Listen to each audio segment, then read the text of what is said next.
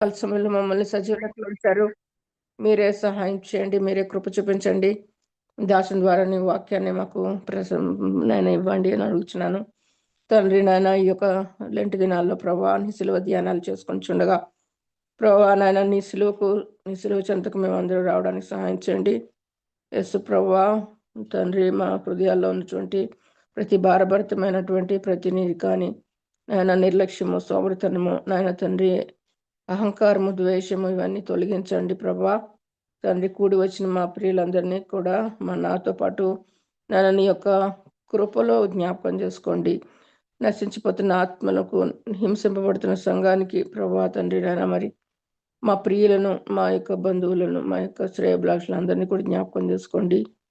దేవా ప్రపంచంలో జరుగుతున్నటువంటి ఈ యొక్క యుద్ధాలు ప్రభా తండ్రి నాయన నిరాకడ సమీపంగా ఉంటుండగా, నిరాకడకు సమీపంగా ఉన్న సూచనలు బహుతేటతలమవుతుండగా ప్రభా మేము మాత్రం నాయన ప్రభా ఆత్మలో నాయన క్షీణతనం లేకుండా ప్రభా తండ్రి ఉజ్జింపబడి సిద్ధపడి నాయన రహస్య రాకడకు నాయన మేము అందరం కూడా ఎత్తబడే గుంపులో ఉండడానికి సహాయం చేయండి ప్రభా. ఇప్పుడు నీ దాని ద్వారా నాయన నీ వాక్యాన్ని మాకు వినిపింపచేయండి. నాలో మాలో ప్రతి నాయన తండ్రి ఏది నాయన వాక్యూమ్ అనేది ఏది సరి చేసుకోవాలో అవి సరి చేసుకొని ప్రభువా తండ్రి నాయన నీకు సమీపంగా బ్రతకడానికి సహాయం చేయండి. దేవాది దేవ, ఈ యొక్క తండ్రి ఈ యొక్క ప్రొవిజన్స్ని నాయన వర్చువల్ ఫెలోషిప్ ద్వారా మాకు ఇస్తున్నారు తండ్రి, నీకు వందనాలు. ప్రతిదినము ప్రభు మా కొరకు ప్రార్థించే స్త్రీలను నాయన సోదరులను నాయన ఇచ్చి ఎక్కువ జమున లేచి మా కొరకు, మా కుటుంబాల కొరకు పాస్టర్ సైతము నాయన ప్రతిదినము నా కొరకు కూడా ప్రార్థన చేస్తూ ఉన్నారు తండ్రి, నీకు వందనాలు, స్తోత్రాలు. ఈ సమయంలో ప్రభా తండ్రి నాయన నీ యొక్క ఆత్మను నాయన మాకు సంచికరువుగా ఉంచి ప్రతి విధమైన సాతాను క్రియలు లయపరిచి ప్రభు ఇంటర్నెట్ నుంచి కానీ సెల్ ఫోన్ నాయన యొక్క ఛార్జింగ్ పోవడం కానీ నాయన ఇంటర్నెట్ ఫెయిల్యూర్ అవడం కానీ అలాంటివి జరగనివ్వద్దు. ముఖ్యంగా నాయన తండ్రి నాయన సేవకునికి నాయన మరి మీరు క్లియర్గా నాయన తండ్రి అన్నిటినీ నాయన ఫెసిలిటీస్ని అనుగ్రహించమని, ఈ కొద్దింపులు అందరూ చేర్చుకోమని, అనారోగ్యం ఉన్న వారిని జ్ఞాపకం చేసుకొని స్వస్థతపరచండి. పాస్టర్స్ని ఎవరైతే నాయన తండ్రి సిక్గా ఉన్నారో వారిని మీరు దర్శించి నాయన మీరు కృప చూపించమని నజరేయుడైన శక్తి గల యేసు నామములో అడిగి వేడుకుంటున్నాను తండ్రి, amen. Amen. Hallelujah. Praise the Lord. Thank you so much అన్నారు. అందరికీ వందనాలండి. Johnson please. Okay, good morning అండి అందరికి. ఈ రోజు మన మధ్యలో వాక్యం అందించడానికి శ్రీ డి డేవిడ్ అనిల్ కుమార్ గారు దేవుని యొక్క ఆత్మ చేత ప్రేరేపింపబడి సిద్ధంగా ఉన్నారు. వారిని పరిచయం చేయటం గౌరవంగా భావిస్తున్నాను. శ్రీ డి డేవిడ్ అనిల్ కుమార్ గారు ఆంధ్రప్రదేశ్ ప్రభుత్వం నందు డిప్యూటీ కమిషనర్ గా జిఎస్టిలో సేవలు అందిస్తున్నారు. ప్రభావవంతమైన నాయకులను సంసిద్ధం చేసే హగ్గ ఇంటర్నేషనల్ అను అంతర్జాతీయ క్రైస్తవ పరిచర్య ద్వారా డేవిడ్ గారు శిక్షణ పొందిన నాయకులు కూడా. మార్కెట్ ప్లేస్ మిషనరీగా సేవ చేయాలనే స్పష్టమైన పిలుపుతో ప్రాముఖ్యంగా సమాజంలోని వృత్తిపరమైన రంగాలలో ప్రభువుకు నమ్మకమైన సాక్షిగా వారి సేవ కొనసాగుతుంది. ఆంధ్ర విశ్వవిద్యాలయం నుండి మెకానికల్ ఇంజనీరింగ్ గ్రాడ్యుయేట్ మరియు ఎన్టీఎస్సి స్కాలర్ అయిన డేవిడ్ గారు ఐఎంఎఫ్, ఎస్ఏఆర్టిటి, ఏసీ, ఐఎస్పి, ఎన్ఏసిఎన్ మరియు వాగ్వాని సెంటర్లు నిర్వహించిన కార్యక్రమాల ద్వారా జిఎస్టి చట్టం, పన్నుల పరిపాలన, డిజిటల్ పాలన మరియు ఏఐ ఆధారిత ప్రజా పాలన సేవలలో అధునాతన శిక్షణ పొందారు. డేవిడ్ గారిని ఉత్తమ డిప్యూటీ కమిషనర్ గా ఆంధ్రప్రదేశ్ 2023 అవార్డుతో ప్రభుత్వం వారు సత్కరించారు.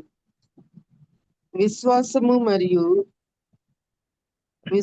మరియు వృత్తిని ఏకీకృతం చేసే భారంతో పన్నుల విషయంలో మాత్రమే కాకుండా జీవితంలోని ఇతర రంగాలలో కూడా దేవుని మహిమ మరియు ప్రజా సంక్షేమం కొరకు కృత్రిమ మేధస్సును పరిశోధించి వర్తింప చేయటం అనగా డేవిడ్ గారికి మక్కువ. మరి వారు గత కొన్ని నెలలుగా మన మధ్యలో వాక్య పరిచర్య పంచుకుంటున్నారు. దయచేసి అందరూ మ్యూట్లోనే ఉంటూ వాక్యాన్ని విందామండి. Good morning sir, welcome sir. Thank you అమ్మా, థ్యాంక్ యూ వెరీ మచ్. దేవుని నామానికి మహిమ కలుగును గాక. మరి యొక్క ఉదయ కాలంన మీ మధ్య రావటానికి దేవుడు కృప చూపించాడు. ఈ యొక్క మార్చి నెలలో యేసు ప్రభు గారు మనకి తెలియచేసిన మాట ట్యాక్స్ ఆఫీసర్స్ గా ఉన్న మా జీవితాల్లో నెరవేరుతూ ఉంటుంది. దేవుడు అంటాడు, శాస్త్రులు, పరిసయ్యులు, సద్దూకయ్యులు వీళ్ళందరూ ఎప్పుడు యేసయ్యని ఇబ్బంది పెడుతూ ఆహ్, మేము పన్ను కట్టడం కరెక్టా? కాదా? అని వాక్యంలో యేసయ్యని వాళ్ళు క్వెషన్ చేస్తారు. క్వెషన్ చేసినప్పుడు మీ దగ్గర ఉన్న ఒక కాయిన్ చూపించండి, ఒక నాణేన్ని చూపించండి అనగానే యేసు ప్రభుకి ఆ నాణెం చూపించినప్పుడు యేసయ్య ఎంతో చక్కగా ఈ యొక్క రూపము, పైవ్రాత ఎవరివి? ఈ యొక్క ప్రింటింగ్ ఎవరు చేశారంటే కైసరు లేదా అప్పుడున్న గవర్నమెంట్ అని వాళ్ళు చెప్పినప్పుడు, అయితే దేవుడివి దేవునికి, ఈ యొక్క కైసరివి కైసరికి ఇవ్వండి అని చెప్పినప్పుడు వాళ్ళు ఆశ్చర్యపోతారు. సో, ఈ మార్చ్ నెల ఆఖరి ఈ యొక్క ఫైనాన్షియల్ ఇయర్ ఎండింగ్‌లో మా జీవితాల్లో మేము కైసరు కోసం పనిచేయాల్సిన దినాలు. అది సెలవులున్నా లేకపోయినా ఎంతో ప్రయాసపడి మేము వెళ్ళాలి. అందుకే లాస్ట్ వీక్ మీ దగ్గరికి రాలేకపోయాను. ఆహ్, దేవుని కృపను బట్టి నేను ఆ ముందు వీక్‌లో పరిశుద్ధాత్మ దేవుని గురించి మీ అందరితో పంచుకున్నాను. కొంతమందిని నేను ఫీడ్‌బ్యాక్ కూడా అడిగాను. ఎందుకంటే దేవుడు నా జీవితంలో బయలుపరిచినవి తెలియపరచాలి అని చెప్పినప్పుడు, నేను ఒక పుస్తకంలో చదివిందో లేదా మరి నా సొంత ఆలోచనలతో కాకుండా నాకు డౌటొచ్చింది కాబట్టి దేవుడి దగ్గర కూర్చొని అడిగి, ఆయన నాకేం చెప్పాడు అన్నదే నేను మీకు షేర్ చేసుకుంటున్నాను. అందుకే నేను మిమ్మల్ని ఎంకరేజ్ చేస్తాను. ఎందుకంటే దేవుని వాక్యం అనేది ఒకే విధానంలో ఉండదు. ఒక్కొక్క సమయానికి, ఒక్కొక్క విధానానికి దేవుడు మీతో ఏ విధంగా మాట్లాడాలో ఆ వాక్యాన్ని వాడుకుంటాడు. సో, అందుకే అంటాడు కదా! ఆ వాక్యము సజీవమై రెండంచులు గల ఎటువంటి ఖడ్గము కంటే వాడిగా ఉండి మన హృదయాల్లో దూరుతుందంట. ప్రాణాత్మ మూలుగులు ఇవన్నీ విభజించి ఎక్కడ దేవుడికి వ్యతిరేకమైన పరిస్థితులున్నాయో దాన్ని బయలుపరిచి మన జీవితాలు దేవునికి ఉపయోగకరంగా చేస్తాయి. సో, అందుకే ఆ ఫీడ్‌బ్యాక్ తీసుకున్న తర్వాత నేను దేవుడి దగ్గర కనిపెట్టినప్పుడు దేవుడు ఈ ఆలోచన ఇచ్చాడు. మనందరం క్రైస్తవులంగా ఇప్పుడే కాదు, పరిశుద్ధాత్మ దేవుడు పెంతెకోస్తు దినాన దిగి వచ్చినప్పటి నుంచి ఈ రోజు వరకు పరిశుద్ధాత్ముడు భూమి మీద పనిచేస్తున్నాడు. ఈ సత్యం మనందరికీ తెలిసిందే. యేసు ప్రభు ఆ యొక్క ఆరోహణమై వెళ్ళిపోతూ మీరు యెరూషలేములోనే ఉండండి. మీరు ఈ యెరూషలేములో సెల్లులో ఉన్నప్పుడు ఈ సెల్లులో యెరూషలే పెట్టివ్వండి, ఛార్జింగ్ లేదు దీనికి. అమ్మ మ్యూట్‌లో పెట్టుకుంటారమ్మా. సో, ఆహ్, సో ఆ విధంగా యేసు ప్రభు ఉండమన్నప్పుడు పరిశుద్ధాత్మ దేవుడు ఆ యొక్క పెంతెకొస్తు దినాన రావటం మనం చూస్తూ ఉంటాం. నా జీవితంలో ఆహ్, ఒక అనుభవం అంటే వాక్యాన్ని మనం ఎంత జాగ్రత్తగా చదవాలి, అది మన కళ్ళ ఎదుటే ఉంటుంది. కానీ కొన్నిసార్లు మనం సరిగా అర్థం చేసుకోక చాలా సంవత్సరాలు కన్‌ఫ్యూజన్‌లో ఉంటాము అనే ఆ యొక్క పరిస్థితి ఒక 2 ఎగ్జాంపుల్స్ మీతో నేను పంచుకొని ఈ యొక్క పరిశుద్ధాత్మ వరములు, పరిశుద్ధాత్మ ఫలము ఈ రెండిటిలో ఏది ముఖ్యము అనే టాపిక్‌తోనే నేను మొదలుపెట్టాను. కానీ దేవుడు నాకు బయలుపరిచిన విషయాలను తెలియపరుస్తాను. కొన్ని వాక్యాలు కూడా రిఫరెన్సెస్ నేను మీరు రేపు స్టడీ చేయటానికి ఉపయోగపడే విధంగా తీసుకున్నాను. ఒక డిస్క్లైమర్. ఈరోజు మనం ధ్యానం చేసుకునే విషయం ఇది ఫైనల్, ఇది ఇలాగే ఉంటుంది అని అనుకోవడానికి వీల్లేనటువంటి టాపిక్. ఎందుకంటే సమయాన్ని బట్టి హెబ్రీయులకు రాసిన పత్రిక మొదటి అధ్యాయం మొదటి వచనంలో మీరు చూస్తే తండ్రి అయిన దేవుడు ఆల్రెడీ మీతో ఒకసారి నేను షేర్ చేసుకున్నాను. ఈ యొక్క తండ్రి, కుమార, పరిశుద్ధాత్మలు నిత్యత్వంలో ఉంటారు. వారికి సమయంతో సంబంధం లేదు. భూమి మీద ఉన్న మనకు మాత్రమే సమయము అనే పరిస్థితి ఉంటది. అందుకనే సూర్యుడు, ఆ యొక్క చంద్రుడు వీళ్ళ యొక్క మూవ్‌మెంట్స్‌ని బట్టి భూమి తన చుట్టూ తాను తిరుగుతూ, సూర్యుడి చుట్టూ తిరుగుతూ ఒక టైమ్ లైన్ అనేది కేవలము మానవులకు మాత్రమే పెట్టాడు దేవుడు. అందుకే మనం వాక్యంలో చదువుగా కాలము సమీపించి ఉన్నది. ఇంకా ఆల్మోస్ట్ టైమ్ ఎండింగ్ లోకొచ్చేసింది. ఈ ఆఖరి దినములలో యేసు ప్రభువును తండ్రి అయిన దేవుడు పంపించాడు అని హెబ్రీయులకు రాసిన పత్రిక మొదటి అధ్యాయం మొదటి వచనంలో మనం చూస్తాం. ఇప్పుడు పరిశుద్ధాత్మ దేవుడిని దేవుడు లోకానికి పంపించి ఈ హోల్ దేవుడు ఏర్పాటు చేసుకున్న గొప్ప ప్రక్రియలో ఆఖరి దినాలలో, ఆఖరి సమయములో మనమున్నాం. కాబట్టే ఈ పరిశుద్ధాత్మ దేవుని యొక్క పరిచర్య విధానము ఎలా ఉంటుంది అనేది మనం తెలుసుకోవాలి. 2017వ సంవత్సరంలో జిఎస్టి చట్టం అనేది కొత్తగా రావటం జరిగింది. ఆ చట్టం రాగానే మేమందరం కూడా సెంట్రల్ గవర్నమెంట్ మేము కలిసి ప్రతి జిల్లాలో ఒక అవేర్నెస్ ప్రోగ్రామ్ నార్మల్ సిటిజన్స్ కానీ అదేవిధంగా బిజినెస్ చేసుకునే వారికి మీటింగ్స్ పెట్టేవాళ్ళం. ఆ మీటింగ్స్ పెట్టినప్పుడు స్థానిక కలెక్టర్ గారిని, ఐఏఎస్ ఆఫీసర్గా ఉంటారు ఆయన, అదేవిధంగా స్థానిక ఎస్పీ, ఐపీఎస్ ఆఫీసర్గా సూపరింటెండెంట్ ఆఫ్ పోలీస్ అంటాం, కమిషనర్ గారు ఉన్న దగ్గర కమిషనర్, ఇలా వాళ్ళందరినీ పిలిచి మేము సెంట్రల్ గవర్నమెంట్ లో ఉన్నటువంటి ఐఆర్ఎస్ ఆఫీసర్స్, ప్రిన్సిపల్ కమిషనర్ అంటాం, చీఫ్ కమిషనర్ అంటాం, మేమందరం కలిసి ఆ జిల్లాలో ఉన్నటువంటి ఈ ముఖ్యంగా వ్యాపారం చేసేవాళ్ళు ఈ జిఎస్టి చట్టంతో వాళ్ళ యొక్క బిజినెస్ ని అర్థం చేసుకోవాల్సిన వాళ్ళందరికీ మీటింగ్స్ పెట్టేవాళ్ళం. సో ఆ మీటింగ్స్ లో ఒకరోజు ఒక జిల్లాలో గమ్మత్తైన విషయం జరిగింది. ఏంటంటే కలెక్టర్ గారు, ఎస్పీ గారు చాలా యంగ్ పీపుల్, వాళ్ళిద్దరూ కూడా యవనస్తులు.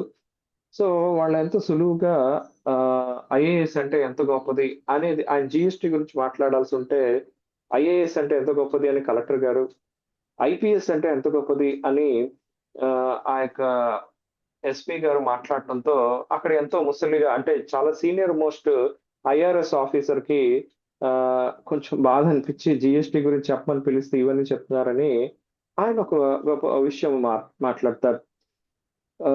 ఈ యొక్క గవర్నమెంట్ అనేది ఒక శరీరం లాంటిది. అదేవిధంగా దేవుడు కూడా వాక్యంలో మనం చూస్తాం, ఈ యొక్క సేవా పరిచర్య సంఘము అనే శరీరానికి ఉపయోగకరంగా దేవుడు చేశాడని. సో ఆయన ఇచ్చిన ఎగ్జాంపుల్ నాకు చాలా నచ్చింది. గవర్నమెంట్ లో అనేకమైన విధానాలు ఉంటాయి.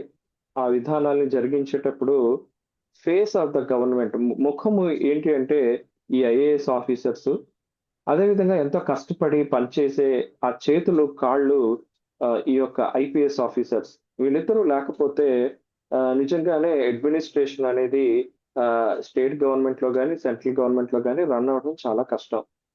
కానీ ఈ రెండు కూడా పనిచేయాలంటే ఇంకా ముఖ్యమైన కొన్ని అవయవాలు ఉన్నాయి. అందులో అతి ముఖ్యమైనది ఏంటి అంటే హార్ట్, గుండె.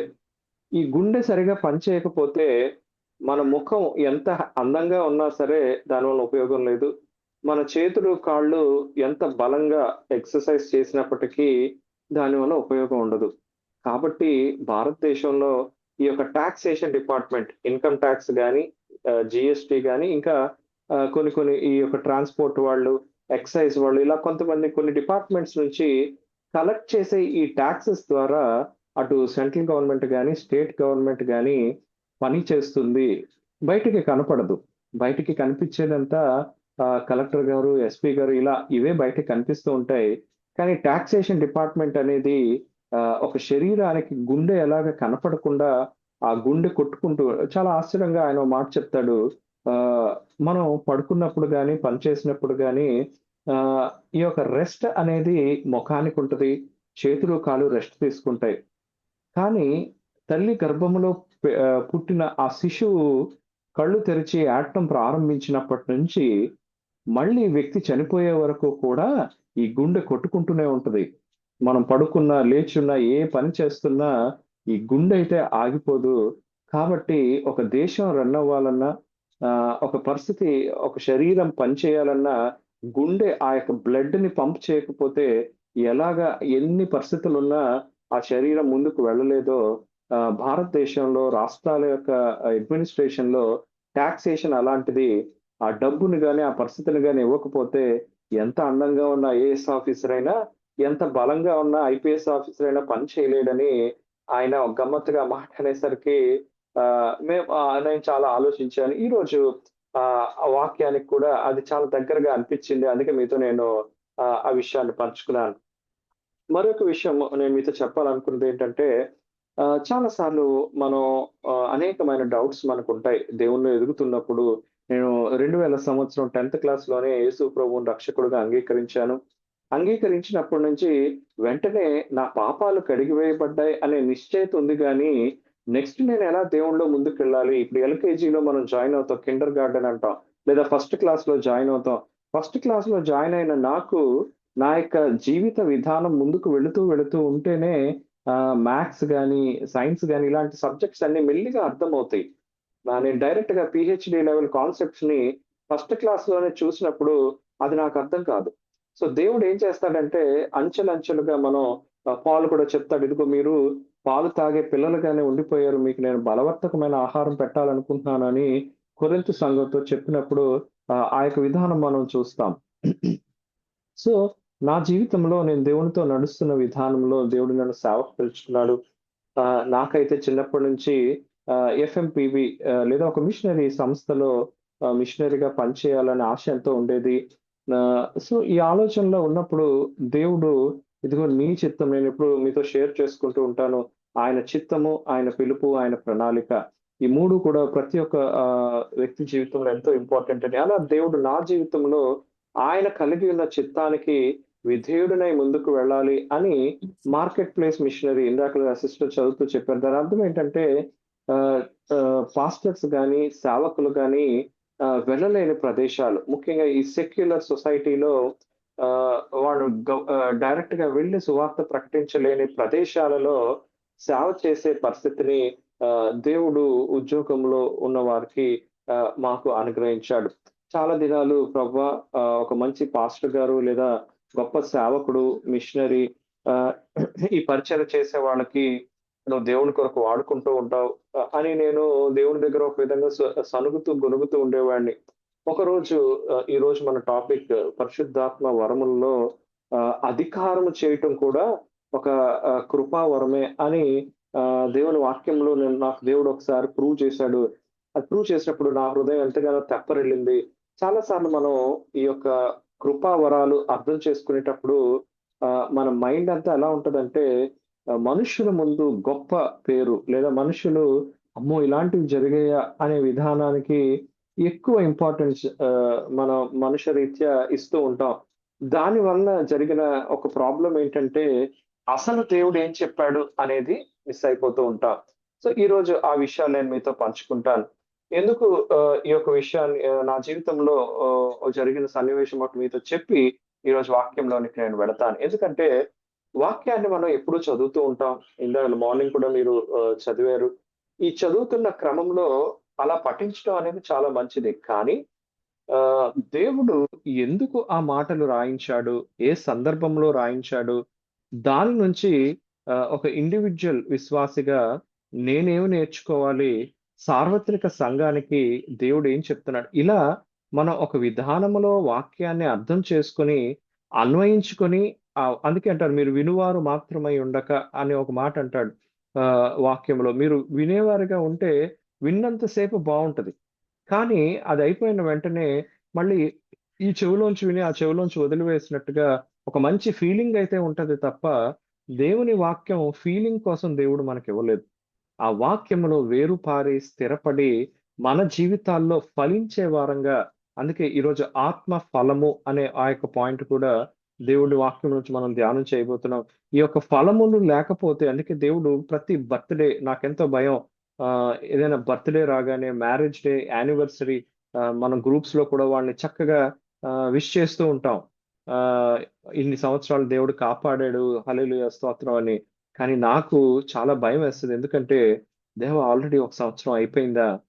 అయిపోయిన ఈ సంవత్సరంలో నేను నీ కొరకు ఏం చేశాను? దాంపత్య జీవితంలో భార్యాభర్తలు ఇదిగో భార్యగా, భర్తగా ప్రభువా మేము ఇండివిడ్యువల్స్‌గా ఉన్న మమ్మల్ని నువ్వు కుటుంబ వ్యవస్థలో ఉంచావు. నీ కొరకు మేము ఏం చేయగలిగాం? ఈ ప్రశ్నలు వేసుకుంటున్నప్పుడు మన జీవితంలో ఒక సంవత్సరం ఆయుష్ తగ్గిపోతుందని, దేవుడు మనకి ఈ భూమి మీద ఇచ్చిన సమయాన్ని ఒక సంవత్సరం అయిపోయిందనే భయం చాలా సార్లు నాకు కలుగుతూ ఉంటది. ఎందుకంటే నేను దేవుని దగ్గరికి వెళ్లి లెక్క అప్పచెప్పే దినాలు తగ్గుతూ వస్తున్నాయి అనే ఆ యొక్క ఆలోచన చాలా సార్లు కొన్నిసార్లు మా వాళ్ళు అందరూ ఈ యొక్క సెలబ్రేషన్స్ చేస్తున్నప్పటికీ నాకు ఆ యొక్క భయం. ఎందుకంటే ఈ సంవత్సరంలో దేవుని కొరకు నేను ఏ విధంగా ఫలించాను? తోటమాలి దగ్గరికి ఆ యజమానుడు వచ్చి, ఈ చెట్టు యొక్క విధానం ఏంటి అని ఫలాలు వెతికినప్పుడు, ఫలాలు లేకపోతే ఆ చెట్టు యొక్క ఉపయోగం ఉండదు. ఆ చెట్టు నిండా ఆకులున్నాయంట. ఈ ఆకుల వలన దేవుడు ఎప్పుడు హ్యాపీగా ఫీల్ అవ్వడు, కానీ నీ జీవితంలో ఫలం ఉందా అని దేవుడు చూస్తాడు. సో నా జీవితంలో దేవుడు సేవకు పిలిచినప్పుడు నువ్వు మ్యారేజ్ చేసుకోకుండా నా సేవ చేయాలి అనే ఆ యొక్క నిశ్చయితను ఇచ్చాడు. కానీ నేనైతే ప్రభువా, మనం వాక్యం చదువుతాం కాబట్టి దేవుడు అలాంటి ప్రేరేపణ ఇస్తున్న ఈ అంత్య దినాలలో ఇలాంటి విధానము ఉంటదా అని నేను నిజంగానే నా జీవితంలో ఒక భాగస్వామి కొరకు ప్రార్థన చేయడం స్టార్ట్ చేశాను. దేవుని వాక్యములు, ప్రభువా నా కొరకు ఒక మంచి భార్యను సిద్ధపరిచి ఉంటావు. ఒకవేళ అలాంటి భార్యను సిద్ధపరిస్తే ఆ రోజు ఇస్సాకు రెబ్కాలను ఏ విధంగా నువ్వు కలిపావో నువ్వు కృపనిచ్చి నా దగ్గరికి తీసుకురా అని నేను ఎంతగానో ప్రార్థన చేసేవాడిని. ఎవరు వచ్చేవారు కాదు. చివరికి నన్ను ఎంతగానో ప్రేమించే సేవకులు, పాస్టర్ గారులు, ఆర్గనైజేషన్స్ లో పనిచేసే వాళ్ళు, వీళ్ళందరూ కూడా బాబు నువ్వు ఇలా ఉండిపోకూడదు, ఎవరో నిన్ను బ్రెయిన్ వాష్ చేశారా, పెళ్లి చేసుకోవట్లేదు ఏంటి అని వాళ్ళు కూడా పెళ్లిళ్ళ పేరాయిళ్ళుగా పేరాయమ్మలుగా తయారై వాళ్ళు సంబంధాలు తీసుకురావటం జరిగేది. ఈ క్రమంలో నేను పోరాడుతూ ఉండేవాడిని, ప్రభువా వాళ్ళు నా మంచి కోరే చెప్తున్నారు కానీ నీ చిత్తం ఏంటి అని దేవుని దగ్గర కనిపెట్టినప్పుడు ఒక విధంగా దేవుడు నన్ను పరీక్షిస్తున్నాడేమో అని ఆ టైంలో అనిపించేది. సో నేను ఒక ఆఫీసర్‌గా ఉండేసరికి ఆ యొక్క శోధన ఇంకా ఎక్కువైపోయేది. ఆ విధంగా ఉన్న దినాలలో ఆహ్, చాలామంది అసలు బైబిల్‌లో పెళ్లి చేసుకోకూడదు అని ఎక్కడుంది? ఇలాంటి క్వెషన్‌లన్నీ వచ్చినప్పుడు నేను థియాలజీ చదవలేదు. వాటి ఆన్సర్స్ నేనెలా చేయాలి అనే టెన్షన్‌లో నా మట్టుకు నేనే ఇంక చేసేది లేదు. దేవుడేమో ఆన్సర్ ఇవ్వట్లేదు. ఈ ప్రెషర్ ఎక్కువైపోయిందని వాక్యంలో ఎక్కడెక్కడ ఉంది అంటే పెళ్లి చేసుకోవద్దు అనే పరిస్థితి ఎక్కడుంది అని వెతకటం ప్రారంభించాను. వెతికినప్పుడు కొరింథీ పత్రికలో ఇదిగో స్త్రీని ముట్టకుండుట పురుషునికి మేలు అని ఆ కొరింథీ విధానానికి సరిపోయేట్టుగా పౌలు గారు అక్కడ రాస్తూ స్త్రీ గాని, పురుషుడు గాని, యవనస్తులుగానే ఉండి దేవుని కొరకు తమ జీవితాలు ఇస్తే బావుంటది అని ఆయన ఒపీనియన్ చెప్తూ, ఇదిగో పేతురు గారైతే విశ్వాసీయురాలైన భార్యను వెంట పెట్టుకొని తిరుగుతాడు. నేనైతే ఒంటరిగానే సేవ చేస్తున్నాను అని ఈ మాటలన్నీ మనకు తెలిసినవే. సో ఎవరైనా నన్ను ఏదైనా అడిగేసరికి ఈ విధంగా ఆన్సర్ చెప్పేవాడిని గానీ, ఫ్రాంక్‌గా చెప్పాలంటే నా హృదయంలో కూడా ఇది చెప్తున్నాను గానీ, నాకే కన్విక్షన్ ఉండేది కాదు. ఒకసారి 2016 సంవత్సరంలో మా చెల్లి యొక్క మ్యారేజ్ ఒక సేవకునితో మేము చేయాలని దేవుడు తెలియచేసినప్పుడు, అదేవిధంగా వాళ్ళిద్దరూ ఆహ్, మేము మా చెల్లి మ్యారేజ్ కొరకు ప్రార్థిస్తున్నప్పుడు దేవుడు సూటిగా ఇదిగో ఒక సేవకుడిని ఆమెకు భర్తగా ఇస్తాను. తర్వాత వాళ్ళిద్దరికీ ఒక కొడుకు పుడతాడు. అతనికి మీరు సమూయేలు అని పేరు పెట్టి ఏ పరిచర్య అయితే మీ కుటుంబంలో ఆగిపోయిందో అది తిరిగి ఆరంభించాలని దేవుడు సూటిగా మాట్లాడాడు. అదే విధంగా చెల్లి విషయంలో ఒక సేవకుడిని, చెల్లి సెంట్రల్ గవర్నమెంట్‌లో ఫుడ్ కార్పొరేషన్ ఆఫ్ ఇండియాలో పనిచేస్తున్నప్పటికీ, ఒక సేవకుడిని భర్తగా మేము ప్రయత్నం చేసి దేవుడు దాన్ని దీవించి, ఈరోజు వాళ్ళ పరిచర్యలో ముందుకు వెళుతూ ఎంతో చక్కగా దీవించబడుతున్నారు. ఆ 2016 సంవత్సరంలో ఆ యొక్క మ్యారేజ్‌కి మనం వెడ్డింగ్ కార్డ్స్ చేస్తాము. ఆ వెడ్డింగ్ కార్డ్స్ పట్టుకొని విశాఖపట్నంలో ఒక టాప్ పాస్టర్ గారి దగ్గరికెళ్ళి ఓపెనింగ్ ప్రేయర్ చేయించుకొని కార్డ్స్ డిస్ట్రిబ్యూషన్ చేద్దామని నేను ఆ పాస్టర్ గారి దగ్గరికి వెళ్ళాను. వెళ్ళగానే ఆయన మా యొక్క విధానం అంతా చూసి అక్క గవర్నమెంట్ ఆఫీసరే, నేను గవర్నమెంట్ ఆఫీసరే. ఇప్పుడు చెల్లిని ఒక సేవకుడికి ఇవ్వటం వాళ్ళు గమనించినప్పుడు వెంటనే ఆయన రెడీగా నేను ఈ ప్రార్థన కోసం వస్తున్నానని ఫోన్ చేయగానే ఆయన ఒక సంబంధం పట్టుకొని రెడీగా ఉన్నాడు నా కోసం. సో నేను వెళ్ళి ఇలా ప్రార్థన చేయగానే వెంటనే ప్రార్థన చేశాడు. కార్డ్ ఆయన చేతికి ఇచ్చిన తర్వాత బ్రదర్ ఒక 2 నిమిషాలు కూర్చోండని మాటల్లో ఆయన ఈ మాట తెలియపరిచాడు. ఏంటంటే మీ విధానం అంతా చూశాను. కాబట్టి మా ఫ్యామిలీలో ఇలాంటి వ్యక్తి కోసమే మేము ఎప్పటినుంచో ప్రార్థన చేస్తున్నాం. కాబట్టి మీరు ఈ మ్యారేజ్ ప్రపోజల్‌ని అంగీకరించండి అన్నట్టుగా ఆయన పెడితే, నేను ఆయనకి ఇదే చెప్పాను. సార్ దేవుడు నన్ను సేవకు పిలిచాడండి. ఆ సేవా పరిచర్యలో నేను ఎన్నో సంవత్సరాల నుంచి ప్రార్థన చేస్తున్నాను గానీ, ఆ యొక్క సమాధానం రావట్లేదు. ఎందుకంటే దేవుడు సూటిగా నన్ను పిలిచాడన్న నిశ్చయిత అయితే నాకుంది అనగానే, ఆయన క్యాజువల్‌గా ఒక మాట విసిరేశారు. ఊరుకోండి సార్. ఈరోజు ఈ సేవ చేయటం అనేది ఒక ఫ్యాషన్ అయిపోయింది. మీరు పొద్దున్న 9 గంటలకో, 9:30కో ఆఫీస్‌కెళ్తారు. సాయంత్రం 5:30, 6కి ఇంటికొస్తారు. మీరు సేవ ఎప్పుడు చేస్తారండి? ఆహ్, ఆహ్, అది అవ్వదు కదా సార్! మీరే చెప్పండి అని అడిగేసరికి సామాన్య మానవులు మనల్ని అలాంటి క్వశ్చన్లు వేస్తే పెద్ద పట్టించుకోం కానీ ఒక అభిషిక్తుడైన దైవజనుడు ఆ మాట అనేసరికి నేను ఎంతగానో నొచ్చుకున్నాను. ఆ నొచ్చుకుని నేను వెంటనే ఒక్కసారిగా షాక్ గురై కార్డ్స్ అన్ని పట్టుకొని ఆ వెడ్డింగ్ కార్డ్స్ ఇంటికి వెళ్ళిపోయి కార్డ్స్ అన్ని పక్కన విసిరేసి తలుపేసుకుని నేల మీద అలాగే పడుకుని కన్నీటితో దేవునితో గొడవ పెట్టుకుంటున్నాను. ఒక పక్క ప్రార్థన చేస్తున్నాను. నువ్వు నన్ను సేవకు పిలుచుకున్నావు. నాకు అనేకమైన ప్లాన్స్ ఉన్నాయి. ఆ ప్లాన్స్ అన్ని పక్కన పెట్టాను. నువ్వు సూటిగా నన్ను పిలుచుకుని ఇదిగో నా తండ్రి చనిపోయినా, నా తల్లికి ఏమీ తెలియకపోయినా, ఈ యొక్క పరిస్థితుల గుండా ఒకదాని తర్వాత ఒకటి అన్ని నేర్పించుకుంటూ ఈరోజు ఒక అధికారిగా నువ్వు నన్ను నిలవబెట్టుకున్నావు. అలాంటి నువ్వు నా యొక్క మ్యారేజ్ విషయం ఒక మనిషిగా నాకెన్నో నీడ్స్ ఉంటాయి. ఇవన్నీ నీకు తెలిసినప్పుడు నువ్వు క్లియర్‌గా నన్ను పిలుస్తున్నావు అని నాకు ఎందుకు చెప్పవు?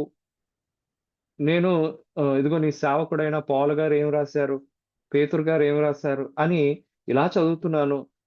నువ్వు నాతో మాట్లాడవా అని దేవుడితో గొడవ పెట్టుకొని ఒక 3, 4 గంటలు ఆ నేల మీద దొర్లుతూ ప్రార్థన చేస్తూ దేవుడికో ఛాలెంజ్ విసిరాను. ఏంటంటే, ఇంక పౌలు ఏం చెప్పారో నేను వినను ప్రభువా. ఇంకా ఆ ప్రార్థన, దేవుని బతిమలాడుకోవడం స్టేజ్ దాటిపోయి దేవుడితో గొడవ పడే ఆర్గ్యుమెంట్ స్టేజ్‌కెళ్ళిపోయింది.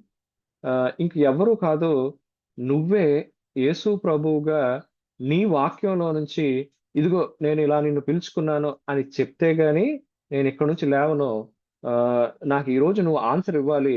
నేను ఎవరు నన్ను ఎందుకు పెళ్లి చేసుకోలేదంటే ఏవేవో మాటలు చెప్తున్నాను. ఇంక అక్కడి నుంచి అలా చెప్పను. యేసు ప్రభు ఇలా చెప్పాడు కాబట్టే నేను ఇలా ఉన్నాను అనే సాక్ష్యాన్ని నేను చెప్తాను ప్రభు అని దేవుడితో గొడవ పెట్టుకుంటుంటే చాలా సమయం అయింది.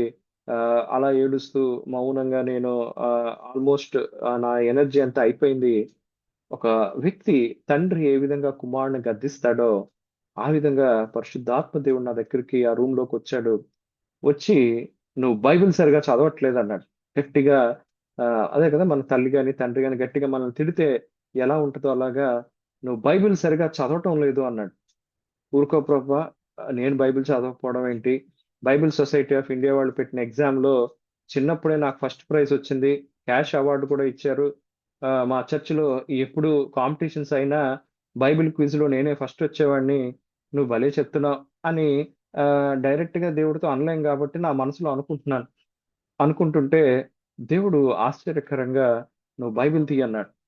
ఆ బైబిల్‌ని నేను తెరిచినప్పుడు దేవుడు నేను చాలా నా లైఫ్‌లో ఎప్పుడూ అలా నేను ఎక్స్‌పీరియన్స్ చేయలే. మత్తయి సువార్త 19వ అధ్యాయం తీయు అన్నాడు. సో, మత్తయి సువార్త 19వ అధ్యాయం తీయగానే లాస్ట్ టైమ్ నేను బ్రదర్‌తో కూడా షేర్ చేసుకున్నాను. ఆ 19వ అధ్యాయం తీయగానే అక్కడ ఈ మ్యారేజ్ గురించిన విషయమే డిస్కస్ చేస్తారు. తర్వాత మీరు చదవండి. అది ఈరోజు టాపిక్ కాదు. కానీ వాక్యాన్ని మనం ఎలా చదవాలి అనేది ఆ రోజు దేవుడు నాకు నేర్పించిన విషయాన్ని నేను జ్ఞాపకం చేస్తున్నాను. ఆ 19వ అధ్యాయంలో చదువుతున్నప్పుడు అక్కడ మ్యారేజ్‌లో అప్పుడు శిష్యులు చాలా హర్ట్ అయ్యి, ఇంక మ్యారేజ్‌కున్న విషయం ఇలాంటిదైతే ఇంకెందుకు ప్రభువా పెళ్లి చేసుకోవడం అని వాళ్ళు ఒక నిట్టూర్పుని ఆ మాటను అనగానే యేసయ్య ఓ మాట అంటాడు, పరలోకము నుంచి ఇది ఒకరికి అనుగ్రహించబడితేనే గాని వాళ్ళు దీన్ని అంగీకరించరు.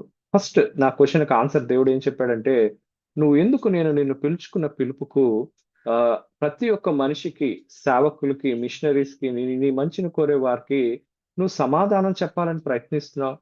వాళ్ళకి పరలోకం నుంచి అది ఇవ్వబడలా. కాబట్టి వాళ్ళు పెళ్లి చేసుకొని పిల్లలు కానీ, సేవలో గాని, పరిచర్యలో గాని, ఫ్యామిలీ లైఫ్‌లో గాని, సెక్యులర్ లైఫ్‌లో ముందుకు వెళుతున్నారు. కాబట్టి నువ్వు ఈ మనుషులను సాటిస్ఫై చేయటం, నేను నీకిచ్చిన పిలుపు విషయమును మనుషులను సాటిస్ఫై చేయటం ఆపేసేయి. ఎవరికి పరలోకం నుంచి అది ఇవ్వబడుతదో వారు మాత్రమే దాన్ని అంగీకరిస్తారన్నారు. చాలా సంతోషం. థాంక్స్ ప్రభా! హల్లెలూయా! స్తోత్రం అంటుంటే, ఆగాగు నువ్వు అడిగిన ప్రశ్నకి ఇంకా సమాధానం అవ్వలేదని ఇంకొంచెం కిందకి చదవమన్నాడు. నాకు దేవుడే బైబిల్ క్లాస్‌లో ఇలా కూడా నేర్పిస్తాడని అప్పుడు అర్థమైంది. సో, కొంచెం కిందకి చదవగానే అక్కడ ఓ మాటుంటది. తర్వాత ప్రియులారా మీరు చదవండి. 19వ అధ్యాయం అంతా మీరు చూస్తే అక్కడ ఆహ్, స్త్రీ గర్భమున లేదా గర్భమున పుట్టిన నపుంసకులు కలరు. మనుష్యుల చేత నపుంసకులుగా చేయబడిన నపుంసకులు కలరు. పరలోక రాజ్యము నిమిత్తము తమ్మును తామే నపుంసకులుగా చేసుకున్న నపుంసకులు కలరు అని ఒక మాటుంటది. ఆ మాటను నా చేత చదివించి, ఇదిగో పరలోక రాజ్యము నిమిత్తము తమ్మును తామే నపుంసకులుగా చేసుకున్న నపుంసకులుగా ఆ వరుసలో నేను నిన్ను పిలుచుకున్నాను, కాబట్టి నువ్వు పెళ్లి చేసుకోకుండా నా పరిచర్య చేయి అని చెప్పి దేవుడు వెళ్ళిపోయాడు. వెళ్ళిపోగానే నేను చాలా షాక్ అయ్యాను. నేను అడిగాను దేవుణ్ణి, ప్రభువా, పాల్ గారి పత్రికల్లో నుంచి నాకు ఆన్సర్ వద్దు, ఆల్రెడీ నేను అది ట్రై చేశాను. పేతురు గారి పత్రికలో నుంచి కాదు, ఇలాగా నీ సేవకుల పత్రికల్లో కాదు, నువ్వు ఎక్కడ చెప్పావు నన్ను పిలిచానని, అది నాకు ఇవ్వు అని నేను దేవుణ్ణి అడిగినప్పుడు దేవుడు ఇచ్చాడు. ప్రియులారా, ఈ రోజు మన టాపిక్ ఏంటంటే, ఆత్మ ఫలము ముఖ్యమా, ఆత్మ వరములు ముఖ్యమా? రెండు ముఖ్యమే అయినప్పుడు ఏది దేనికి ఎక్కువ ప్రాధాన్యత ఇవ్వాలి అనేది ఈ రోజు నేను ఆలోచన చేసి, లాస్ట్ టైం ఫీడ్బ్యాక్ తీసుకుని, ఈ టాపిక్ తో నేను దేవుడి దగ్గర కూర్చున్నాను. దేవుడి దగ్గర చాలా సార్లు నాకు ఇది ఎప్పుడో దేవుడు బయలుపరిచాడు. అందుకే ఆ బయలుపరిచిన విషయాల్ని ఈ రోజు మీతో పంచుకోవాలని ఆశపడుతున్నాను. చాలా సార్లు క్రైస్తవ జీవితంలో కృపా వరములు లేదా పరిశుద్ధాత్మ వరములు అనే పాయింట్ ని ఎంత పైకి మనం ఎత్తేసామంటే, ఇంకా ఆ కృపా వరాలు లేకపోతే క్రైస్తవత్వమే లేదేమో అన్నంతగా మన యొక్క డాక్టర్స్ గాని, థియాలజీ గాని మారిపోవటం వలన నిజంగా దేవుడు వాక్యంలో ఏమి రచించాడో, అందుకే నేను కూడా సరిగా ఎప్పుడూ ఈ వాక్యాలు చదువుతూనే ఉన్నాను. మత్తయి సువార్త 19వ అధ్యాయం ఎన్నిసార్లు చదువుంటానో, కానీ అది నా జీవితానికి దేవుడు అన్వయించుకుని ఆ వరుసలో నన్ను పిలుచుకున్నాడని దేవుడు చెప్పే వరకు నాకు అర్థం కాల. సో ఈ రోజు కూడా మీ ముందు అలాంటి ఒక విషయాన్నే ఫస్ట్ నేను చెప్పి ఈ యొక్క మన టాపిక్ లోనికి వెళతాను. అందరూ రాసుకునే వాళ్ళు రాసుకోండి, లేదంటే ఎలాగో రికార్డింగ్ కూడా మీకు షేర్ చేయబడుతుంది. ఇప్పుడు మీ అందరి దగ్గర ఉన్న బైబిల్స్ ని మొదటి కొరింథీ పత్రిక, కొరింథీయులకు రాసిన మొదటి పత్రిక 12వ అధ్యాయంలో ఈ 12, 13, 14 ఈ 3 అధ్యాయాలు జాగ్రత్తగా మీరు చదివితే దేవుడు సంఘము యొక్క ఉపయోగం కొరకు ఏ విధమైన పరిస్థితులు పరిశుద్ధాత్మ దేవుడు ఆయన ఒక్కడే ఎన్ని విధాలుగా పనిచేస్తాడు అనేది ఈ 3 అధ్యాయాలు, కొరింథీయులకు రాసిన మొదటి పత్రిక 12, 13, 14 ఈ 3 చదివితే మనకు ఒక క్లారిటీ వస్తుంది. కానీ చాలా సార్లు మనకు నచ్చిన విషయాలు మనం అందులోంచి తీసుకోవటం వలన ఒక ప్రమాదం ఉంటుంది. అదేంటో మనం చూద్దాం. సో మొదటిగా 12వ అధ్యాయంలో 3వ వచనం మీరు చూస్తే, మొత్తం అంతా మీరు చూడండి, నేను ఇంపార్టెంట్ విషయాలు చెప్తూ ముందుకు వెళ్తాను.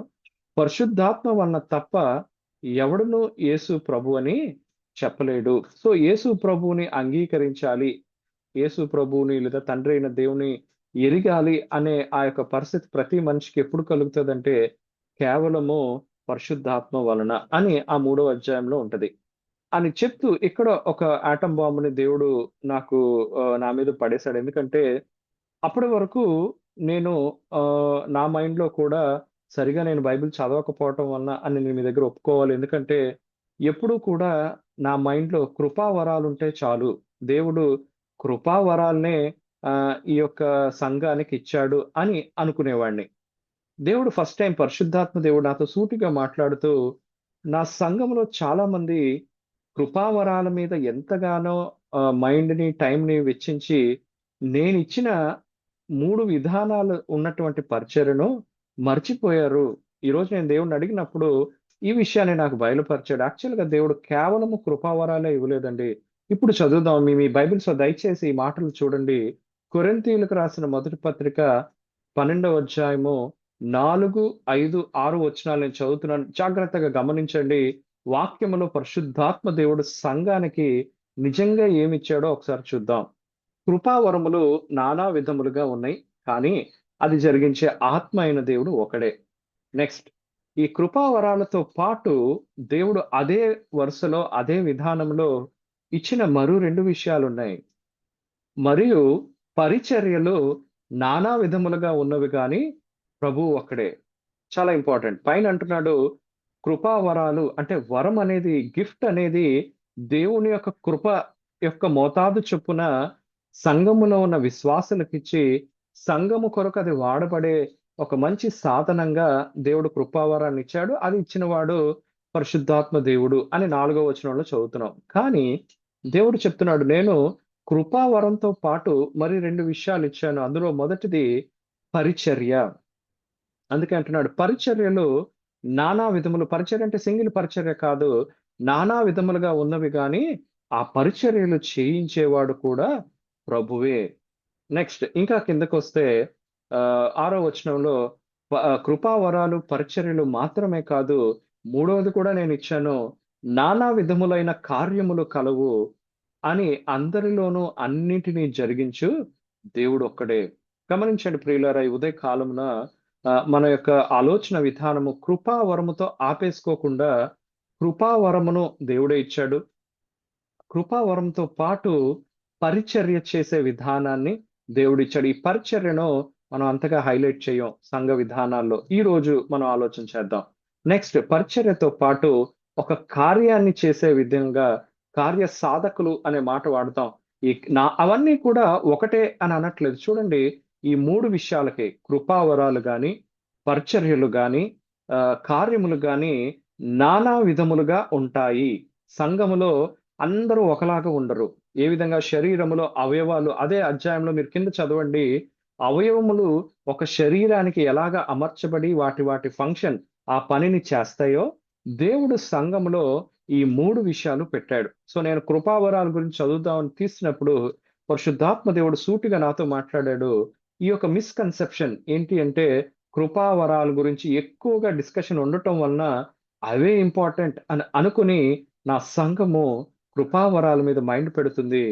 కానీ అవసరమైన ఆ కృపావరం గాని, అవసరమైన పరిచర్య గాని, అవసరమైన కార్యము గాని, ఈ 3 కూడా సంఘ శ్రేయస్సు కొరకు ఈ భూమి మీద ఉన్నప్పుడు మాత్రమే. ఇది కూడా ఒక స్టేట్మెంట్ అండి. మీరు కూడా మీ ధ్యానములో పరిశీలన చేయండి.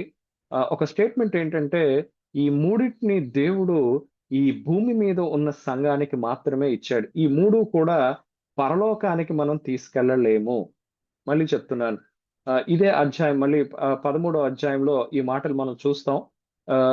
ఆత్మ వరములు లేదా ఈ యొక్క 3 ఆత్మ వరములు, పరిచర్యలు, కార్యములు, ఈ రోజు నుంచి ఈ 3 కూడా వాడాలి మనం. ఈ 3ట్లో ఉన్నటువంటి విషయాలు ఈ భూమి మీదకు మాత్రమే దేవుడు ఉంచాడు. అంటే మనం బ్రతికి ఉన్నప్పుడు ఈ భూమి మీద మాత్రమే ఈ 3 చేయగలము. దేవుడు ఈ 3 ఎందుకు ఇచ్చాడంటే, ఆ నెక్స్ట్ ఎక్స్ప్లెనేషన్ లో పాల్ అదంతా చెప్తాడు, మీరు చదవండి. అది నేను టచ్ చేయాలనుకోవట్లేదు. ఎందుకంటే ఈ 3 యొక్క విధానం ఎలా ఉంటుందో ఒక ఎగ్జాంపుల్ నేను చెప్పి ఆత్మ ఫలములోనికి వెళ్ళి ఆ కంపారిజన్ మనం చూద్దాం. ఒక గొప్ప కృపావరము, అద్భుతాలు చేసే కృపావరం గాని, కృపావరాలు మనకు ఐడియా ఉంది. మీకు ఆ యొక్క వాక్యం కూడా మీకు తెలుసు. కొరింథీ రాసిన అదే అధ్యాయంలో 12వ అధ్యాయంలో 28వ వచనంలో మీరు చూస్తే కృపావరాలు ఎలా ఉంటాయి అని ఒక లిస్ట్ ఇస్తాడు. ఆ లిస్ట్ 28వ వచనంలో మీరు చూడొచ్చు. కానీ నేను ఇచ్చే ఎగ్జాంపుల్ ఏంటంటే, ఒక గొప్ప స్వస్థత వరము లేదా ప్రవచన వరము కలిగినటువంటి గొప్ప సేవకుడు దేవుడి దగ్గర ప్రార్థన చేస్తున్నాడంట. ఆ ప్రార్థన చేస్తున్నప్పుడు పరిశుద్ధాత్మ దేవుడు ఆ సేవకుడికి, ఇదిగో నువ్వు ఫలానా ఒక పెద్ద ఏరియా గ్రౌండ్ ని అద్దెకు తీసుకుని ఒక గొప్ప మీటింగ్ పెట్టితే దగ్గర ఒక 1,00,000 నుంచి 5 లక్షల మంది ప్రజలు ఆ మీటింగ్ కి రావాలి. ఆ చుట్టుపక్కల అనేక ప్రాంతాల నుంచి నేను నీకు ఇచ్చిన కృపావరాన్ని ఉపయోగిస్తూ అనేక మందికి నేను సహాయం చేయాలి, కాబట్టి నువ్వు ఒక మీటింగ్ కి సిద్ధపడు అని దేవుడు ఆ కృపావరం కలిగినటువంటి సేవకుడికి ఆజ్ఞ ఇచ్చాడు. సో ఆ సేవకుడు కేవలం ఆయనకి కృపావరం ఉంది, ఆయన ప్రార్థన చేస్తే శరీరంలో ఉన్న అనారోగ్యాలు పోతున్నాయి, దయ్యాలు విడిచిపోతున్నాయి. ఆయనకు దేవుడు ప్రవచన వరం కూడా ఇచ్చాడు. ఆ కృపావరం కూడా ఆయన దాన్ని వాడుతూ సంఘంలో ఉన్న విశ్వాసులకు హెల్ప్ చేస్తున్నాడు.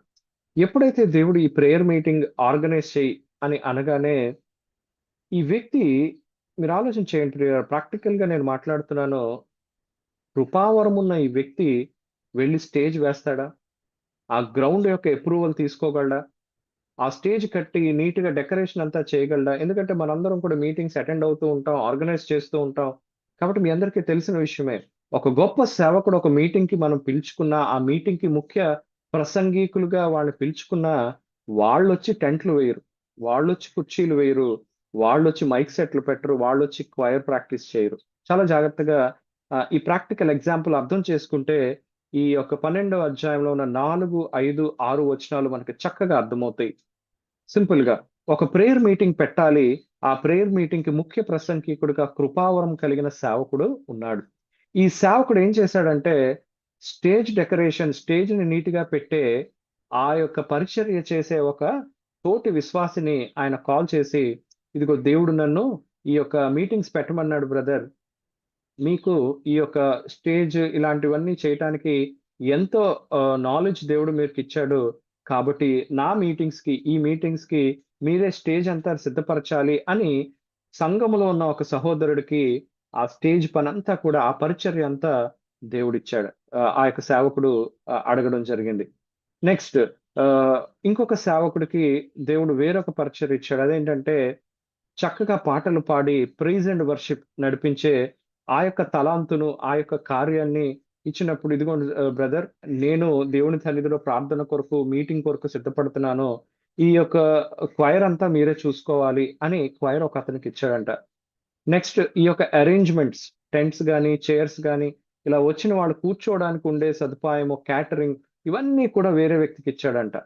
వచ్చిన వాళ్ళందరికీ దూర ప్రాంతాల నుంచి వస్తారు కాబట్టి వాళ్ళకి భోజనాలు పెట్టాలి కాబట్టి అని ఒక పెద్ద క్యాటరింగ్ పరిచర్య కలిగిన వ్యక్తికి ఇలాగా ఆ యొక్క మీటింగ్ జరగాలి అంటే ఇంతమంది కష్టపడి ప్రయాసపడి బ్యాక్గ్రౌండ్ లో అంతా రెడీ చేస్తే ఈ కృపావరం కలిగిన వ్యక్తి టైం అయింది, ఇప్పుడు సేవకులు ప్రసంగిస్తారు, ప్రార్థన చేస్తారు అనగానే ఆయన స్టేజ్ మీదకి వచ్చి ఆ పరిచర్యను ఆ రోజు చేశాడు.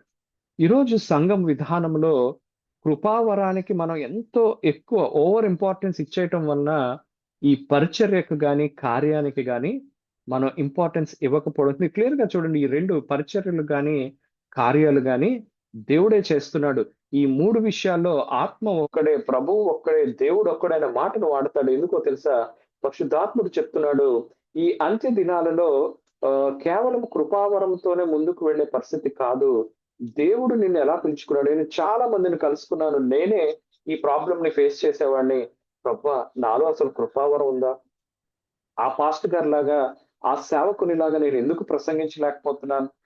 ఆ సహోదరి యూట్యూబ్ అవి చూస్తున్నప్పుడు ఎంత చక్కగా పాటలు పాడుతున్నప్పుడు ఎన్నో వ్యూస్, మిలియన్స్ ఆఫ్ వ్యూస్ వస్తుంటాయి.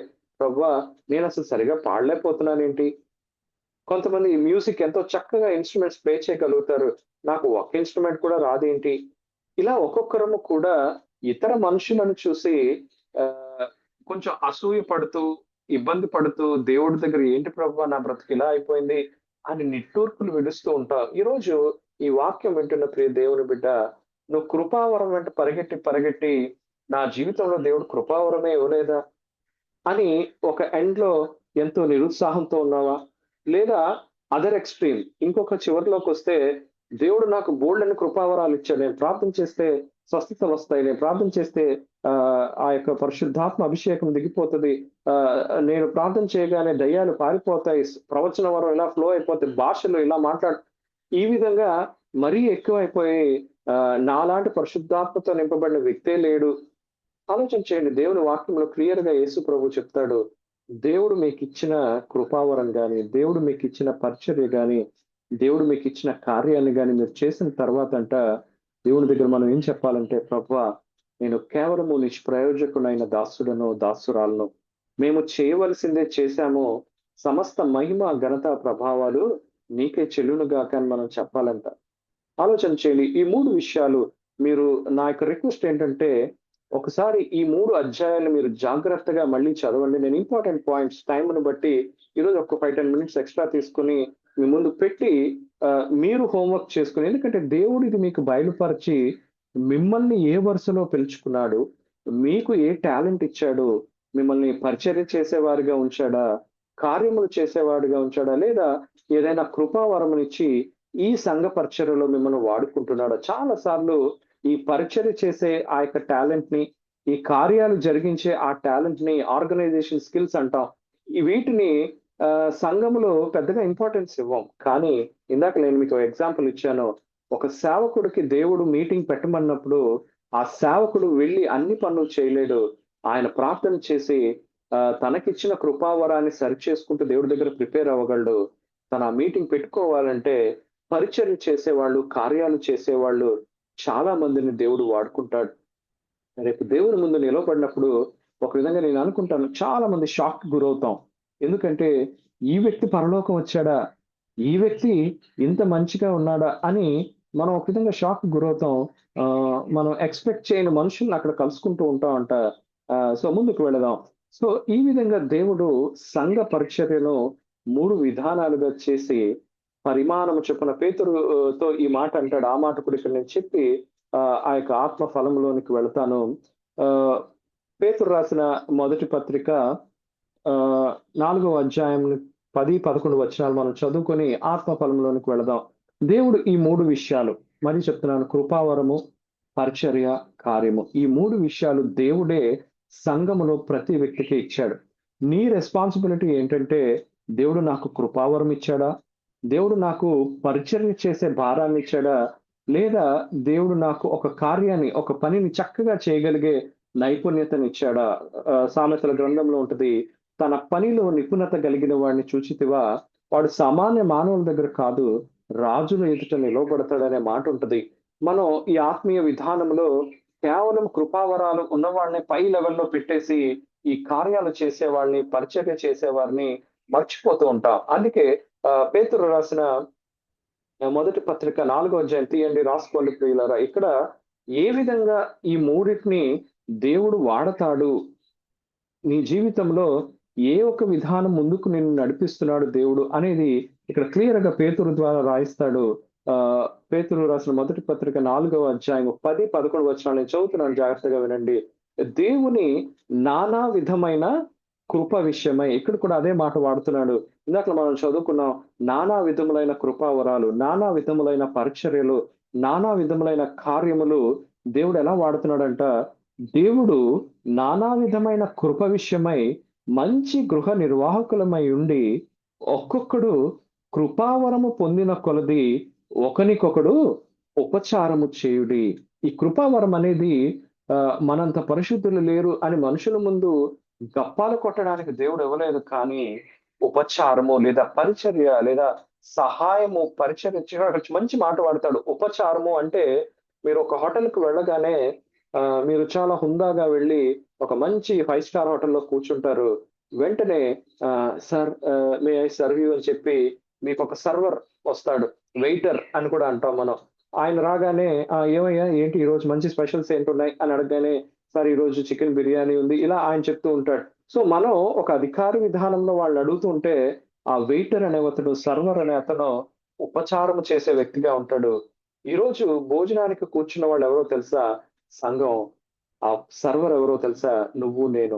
ఈ యొక్క కృపావరాలను గాని, పరిచర్య చేసే విధానాన్ని గాని, కార్యాన్ని చేసే విధానాన్ని గాని దేవుడు నీకు నాకు మన వరుసలో మన విధానంలో ఎందుకు ఇచ్చాడో తెలుసా? ఒకరికి ఒకరము సంఘాల్లో ఉపచారము చేసేవారుగా ఉండాలి. ఇంకా ముందుకు వెళదాం. దేవుడు బోధించే కృపావరం నెక్కిస్తే, ఒకడు బోధించిన ఎడల దేవోక్తులను బోధించినట్టు బోధింపవలను.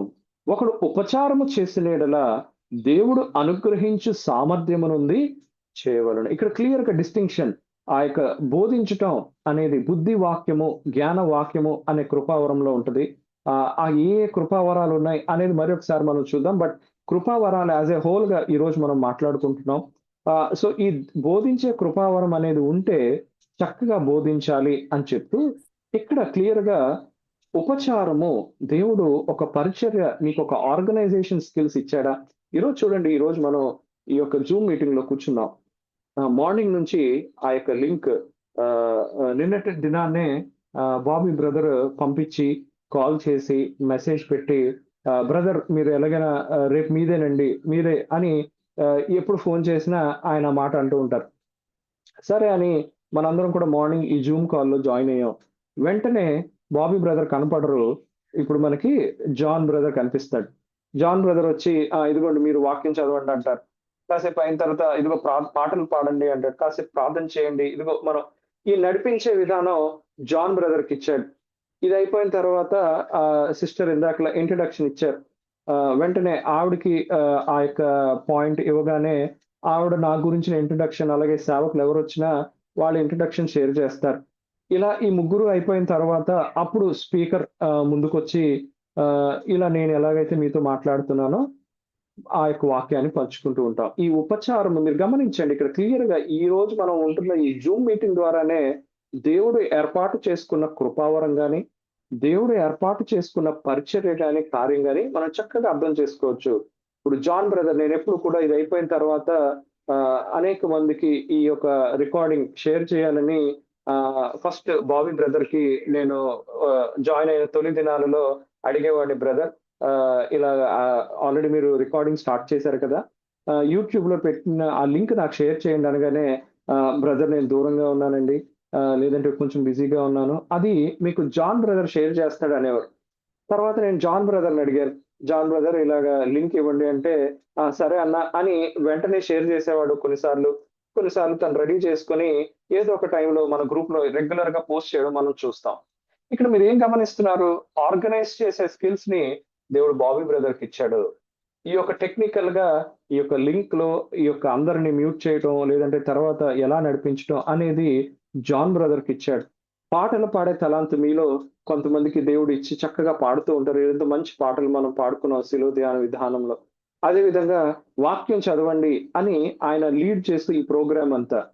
దేవుడు కూడా ఇప్పుడు మనందరం ఒక సంఘంగా ఉన్నప్పుడు ఈ రోజు మీటింగ్ ఏ విధంగా ఒకరి పాత్ర ఒకరు నీట్గా చేసుకుంటూ వెళ్ళటం వలన ఈ రోజు మనం జూమ్ కూడిక ఎంత చక్కగా ముందుకు వెళ్ళిందో, దేవుడు కూడా ఆ విధంగానే ఉండాలి అని విధానాన్ని ఏర్పాటు చేశాడు. ఇప్పుడు మీకు ఈ వాక్యం చదివితే అర్థమవుతుంది. ఒకడు బోధించిన ఎడల దేవోక్తులను బోధించినట్టు బోధింపవలను, ఒకడు ఉపచారము చేసిన ఎడల దేవుడు అనుగ్రహించు సామర్థ్యము నుండి చేయవలను. మన సొంత ఈ కృపావరంతో డేంజర్ ఏంటంటే, అది కూడా నేను ఆ యొక్క డిఫరెన్సియేషన్ నేను ప్రిపేర్ చేశాను, అది కూడా నేను చెప్తాను. ఆ కృపావరము దేవుడు నీకు ఇస్తున్నట్టుగా వాడాలి. ఈ కృపావరంతో డేంజర్ ఏంటంటే, దేవుని పక్కన పెట్టి కూడా కృపావరం వాడచ్చు.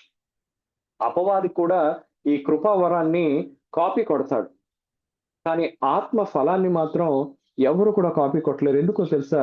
ఈ ఆత్మ ఫలం అనేది డైరెక్ట్ గా దేవుని యొక్క విధానం నుంచి వచ్చింది. అదేంటో మనం చూద్దాం. సో ఇందువలన దేవుడు అన్నిటిలోనూ యేసుక్రీస్తు ద్వారా మహిమపరచబడును. నువ్వు నేను ఎందుకు ఈ పరిచర్య చేయాలి, ఎందుకు ఈ కృపావరాన్ని వాడాలి అంటే, ఈ కృపావరంలో దేవుడు ఈ యొక్క సంఘానికి ఎంతో ఉపయోగకరంగా ఉండే విధంగా చేశాడు. సో ఈ యొక్క విధానంతో ఇప్పుడు ఇక్కడితో ఇది ఆపి, ఇప్పుడు మనం మన నెక్స్ట్ టాపిక్ అయిన ఆత్మ ఫలానికి వెళదాం. దేవుడు మరొకసారి సింపుల్ గా ఒక రీక్యాప్ చేస్తున్నాను. సంఘం యొక్క శ్రేయస్సు కొరకు నానా విధములైన కృపావరాలను ఇచ్చాడు, నానా విధములైన పరిచర్యను ఇచ్చాడు, నానా విధములైన కార్యాలను ఇచ్చాడు.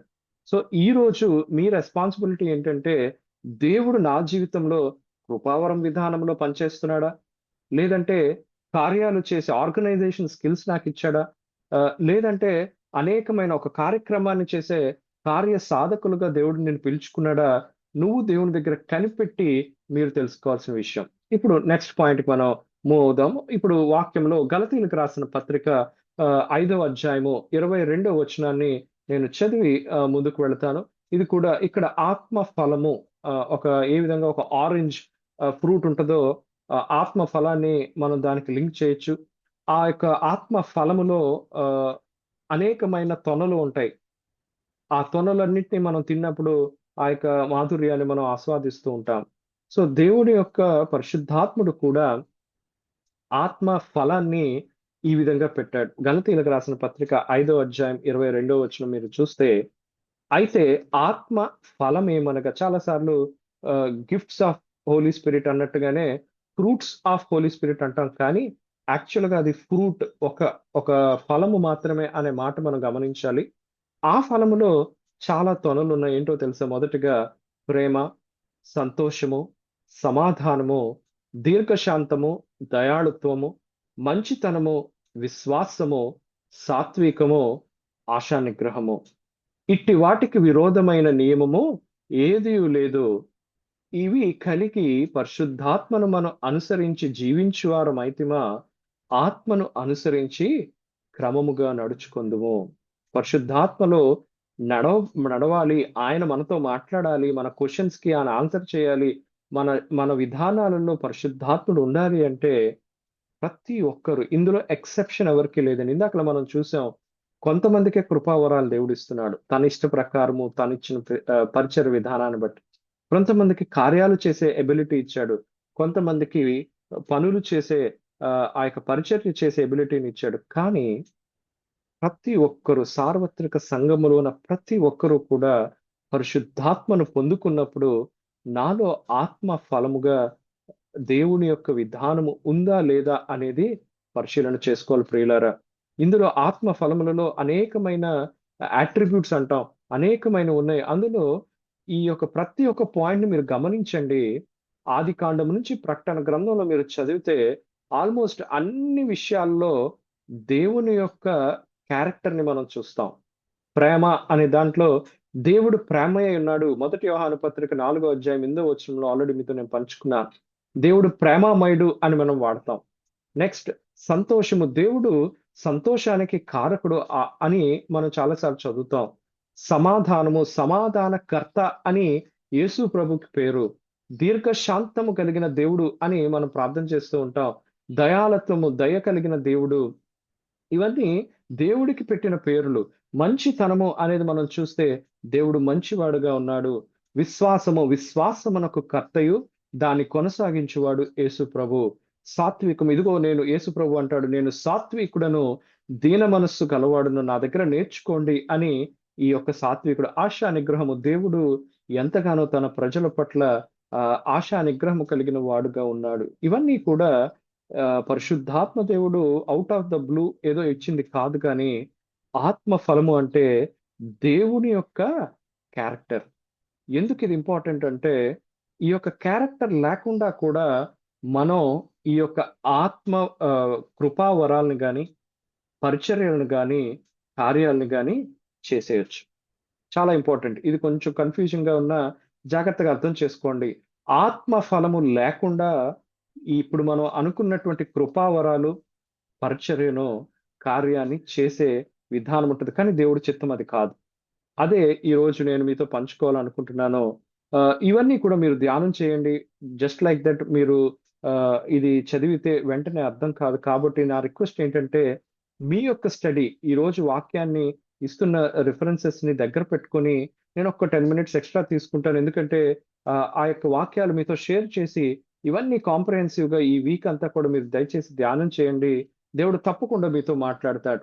ఇప్పుడు ఆత్మ ఫలము ముఖ్యమా, ఆత్మ వరాలు లేదా ఈ పరిచర్య, ఈ విధానం ముఖ్యమా అనేది పరిశుద్ధాత్మ దేవుడు పౌల్ గారి ద్వారానే మళ్ళీ కంటిన్యూషన్ లోనే రాయించాడు. ఇందులో కన్ఫ్యూజన్ ఏమీ లేదు. ఆత్మ ఫలమే ముఖ్యం. ఎందుకు ముఖ్యం అంటే, ఆత్మ ఫలము లేకుండా దేవుని యొక్క వరాన్ని కానీ నువ్వు వాడావా? ఆత్మ ఫలము లేకుండా దేవుని యొక్క పరిచర్యను చేస్తున్నావా? దేవుని యొక్క పరిస్థితిని, అదేవిధంగా మూడో విధానంలో మీరు చూస్తే దేవుని యొక్క కార్యాన్ని మనం చేస్తున్నామా? ఇప్పుడు కొరింథీయులకు రాసిన మొదటి పత్రిక, అదే పత్రికలో 13వ అధ్యాయం నుంచి లైన్ గా చదువుకుంటూ వెళదాం. ఇది మనందరికీ తెలిసిన అధ్యాయమే, ఎప్పుడు కూడా మనం ఇక్కడ చదువుతూ ఉంటాం. కానీ కొన్ని ఇంపార్టెంట్ అయిన విషయాలను నేను మీ ముందు పెట్టాలనుకుంటున్నాను, మనుష్యుల భాషలతోను. సో ఇక్కడ కృపావరాలన్నిటినీ, పరిచర్య విధానాన్ని పాల్ చెప్తూ దాన్ని ఆత్మ ఫలమైన ప్రేమకు లింక్ చేస్తున్నాడు. చాలా జాగ్రత్తగా ఆలోచన చేయండి. Thank you brother, thank you. So చాలా జాగ్రత్తగా, అందుకే నేను కొంచెం రష్ చేస్తున్నాను. Thank you for the time. Clear గా నేను ఎక్స్ప్లెయిన్ చేస్తాను. అయితే సో 13వ అధ్యాయం తీసుకోండి ప్రియులారా. ఇక్కడే మీకున్న ప్రతి ఒక్క డౌట్ దేవుడు క్లియర్ చేస్తాడు.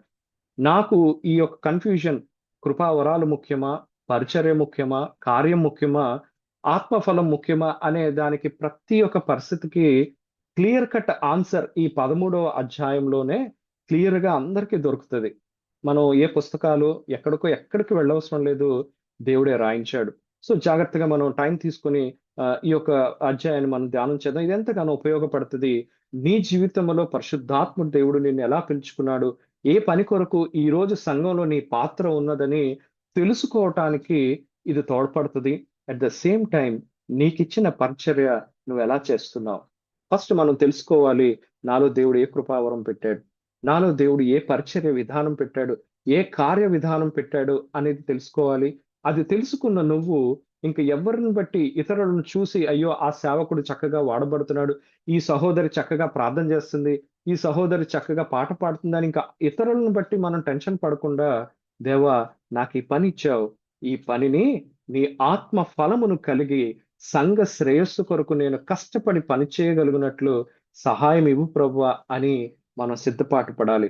సో ముందుకు వెళదాం. 1 కొరింథీ పత్రిక 13వ అధ్యాయం 1వ వచనం మీరు చూస్తే భాషల వరం గురించి చెప్తున్నాడు. మనుషుల భాషలతోనూ దేవదూతల భాషలతోనూ నేను మాట్లాడినాను. చాలా సార్లు ఈ భాషల్లో మాట్లాడడం పెంతెకోస్తు డినామినేషన్ వాళ్ళని మనం అనుకుంటాను. ఇది దేవుడు సార్వత్రిక సంఘానికి ఇచ్చాడు. కానీ ఈ యొక్క భాషల వరం నీకున్న నీ జీవితంలో ఆత్మ ఫలమైన ప్రేమ కానీ లేకపోతే నీ యొక్క ఆ యొక్క కృపావరం ఏమైపోతుందో తెలుసా? మురోగెడు కంచును గనగనలాడు తాళముగా మిగిలిపోతుంది. ఆలోచన చేయి. నీ కృపావరం తీసివేయబడుతుంది అని చెప్పట్లేదు దేవుడు అక్కడ. నీ జీవితంలో ఆత్మ ఫలము లేని కృపావరాన్ని నువ్వు వాడితే, క్లియర్ గా మళ్ళీ చెప్తున్నాను, మనుష్యుల భాషలతో దేవదూతల భాషలతో, అది జోక్ కాదు, ఈజీ కాదు. నేను రీసెంట్ గా లాస్ట్ సండే మీ అందరికి షేర్ చేశాను. ఒక చర్చ్ కి వెళ్ళినప్పుడు అక్కడ హిందీలో మాట్లాడే వాళ్ళు చాలా మంది వచ్చారు తెలుగుతో పాటు. సో నేను పంచుకుంటున్నప్పుడు పాస్టమ్ గారు ఆ యొక్క నార్త్ ఇండియాలో పనిచేయటం వల్ల పాస్టమ్ గారు ఆ యొక్క హిందీలో ట్రాన్స్లేషన్ చేశారు. సో ఆ భాష మీద మనుషుల భాషల్లో ప్రావీణ్యత కలిగి హిందీలో వాక్యాలు అర్థమైతే గాని నేను ప్రజలతో పంచుకునే ఆ వాక్యాన్ని సరైన తర్జుమా చేసే ఆ యొక్క పరిచర్యను ఆ సహోదరికి దేవుడు ఇచ్చాడు. సో ఆ మెసేజ్ క్లియర్ గా అర్థమయ్యేట్టుగా ప్రజల దగ్గరికి వెళ్ళింది. కానీ నేను ప్రేమ లేకుండా అదే విధానాన్ని చేసి ఉంటే నాకు ఎటువంటి ఉపయోగము ఉండదు. ఈ మొదటి వచనంలో మీరు చూస్తే భాషల వరము, వివిధ భాషలలో మాట్లాడే కృపావరం నేను కలిగి ఉన్నా సరే, ఆత్మ ఫలమైన ప్రేమ గాని నాకు లేకుండా ఆ కృపావరాన్ని నేను సంఘంలో వాడితే నా పరిస్థితి ఎలా ఉంటుందో తెలుసా? మ్రోగెడు కంచుగా గనగనలాడు తాళముగా ఉంటది. ప్రియ దేవుని బిడ్డ, ఇదే విధానం ఇంక ప్రతి ఒక్క పరిస్థితిలో మనం చూస్తాం. కిందకు వెళదాం. ప్రవచించు కృపావరము, క్లియర్ గా ఆయనే చెప్పేస్తున్నాడు. ప్రవచన అనే కృపావరం నాకు కలిగి ఉన్నాను, మర్మములన్నీ జ్ఞానమంతా ఎరిగి ఉన్నాను. అసలు దేవుడు ప్రకటన గ్రంథం ఎలా ఉంది, దానియేలు గ్రంథం ఎలా ఉంది, ఈ గ్రంథం ఎలా, ఇవన్నీ జ్ఞానం ఉంది. ఫైన్, మంచిదే. నాకు చాలా డిగ్రీలు ఉన్నాయి. నేను ఎండి చేశాను, ఎంటీహెచ్ చేశాను, పిహెచ్డి చేశాను, ఇందులో ఎస్కెటాలజీ ఇంకా ఎన్నో ఆలజీలు ఉంటాయి, అవన్నీ చదివేశాను. ఫైన్, మంచిదే. సెకండ్ థింగ్, నాకు ఎంత విశ్వాసం ఉందో తెలుసా? ఇక్కడ కొండలను పెకలింపగల పరిపూర్ణ విశ్వాసము. దేవుడు అంటాడు, నీకు నమ్మే పరిస్థితి ఉందా? ఆ నమ్మకము అనే విధానము ఇవన్నీ ఉండి నాకు ప్రేమ లేకపోతే ఈ కృపావరాలు ఉండొచ్చు, మర్మాలు. అందుకే చూడండి, వాక్యం చెప్పినంత మాత్రాన పెద్ద పరిశుద్ధులుగా కాదు. దేవుడు ఆ కృపావరం నీకు ఇస్తే ఆ వినేవారి విషయంలో, అందుకే మత్తయి సువార్తలో అంటాడు దేవుడు, ఇదిగో మోషే పీఠము మీద నిలిచి ఉన్న ఆ సేవకుల మాటలు మీరు వినండి గాని వారి జీవితాలు చూడొద్దు, వాళ్ళు చెప్పుదురే గాని చెయ్యరు అనే మాట ఉంటది. నాకు చాలా ఆశ్చర్యం అనిపిస్తుంది. దేవుడు ఏమంటున్నాడంటే, ఆయనకు వేరే ఆప్షన్ లేక, ఇదిగో మళ్ళీ నేను కొత్త పాస్టర్ గారిని ఎక్కడ తెచ్చుకోగలను, ఉన్న వాళ్ళతోనే వాక్యం చెప్పించుకుంటూ ఉంటున్నాను. కాబట్టి మోషే పీఠం మీద వారు నిల్చుని ఆ బైబిల్ లేదా ఆ గ్రంథపు చుట్టూను తెరిచి చదివి, ధర్మశాస్త్రములో దేవుడు ఇలా చెప్తున్నాడు, మీరు ఇలా చెయ్యండి అని చెప్పినప్పుడు ఆ మాటలు వినండి కానీ ఆ యొక్క శాస్త్రులు, పరిసయ్యులు, సద్దుకైలు వాడి జీవితాలు మాత్రం చూడొద్దు. ఎందుకో తెలుసా? వాళ్ళు పులిపిండి కలిగిన వాళ్ళు, వారిలా ఉండొద్దు. ఇంకో మాట కూడా అంటాడు, మీ యొక్క నీతి శాస్త్రుల నీతి కంటే, పరిసయ్యుల నీతి కంటే అధికమై ఉండకపోతే మీకు యూజ్ లేదు అంటాడు. సో డిగ్రీలు కలిగి ఉండటం వలన మనం పరిశుద్ధులం అవ్వం. వాక్యములో జ్ఞానం కలిగి నేను బైబిలే చదువుతానని బైబిల్ చదివినంత మాత్రాన అది మంచిదే. చదవకూడదా బ్రదర్ అంటే చదవాలి, చదవకుండా మనకు అర్థం కాదు. కానీ నీ అప్రోచ్ ఏంటి?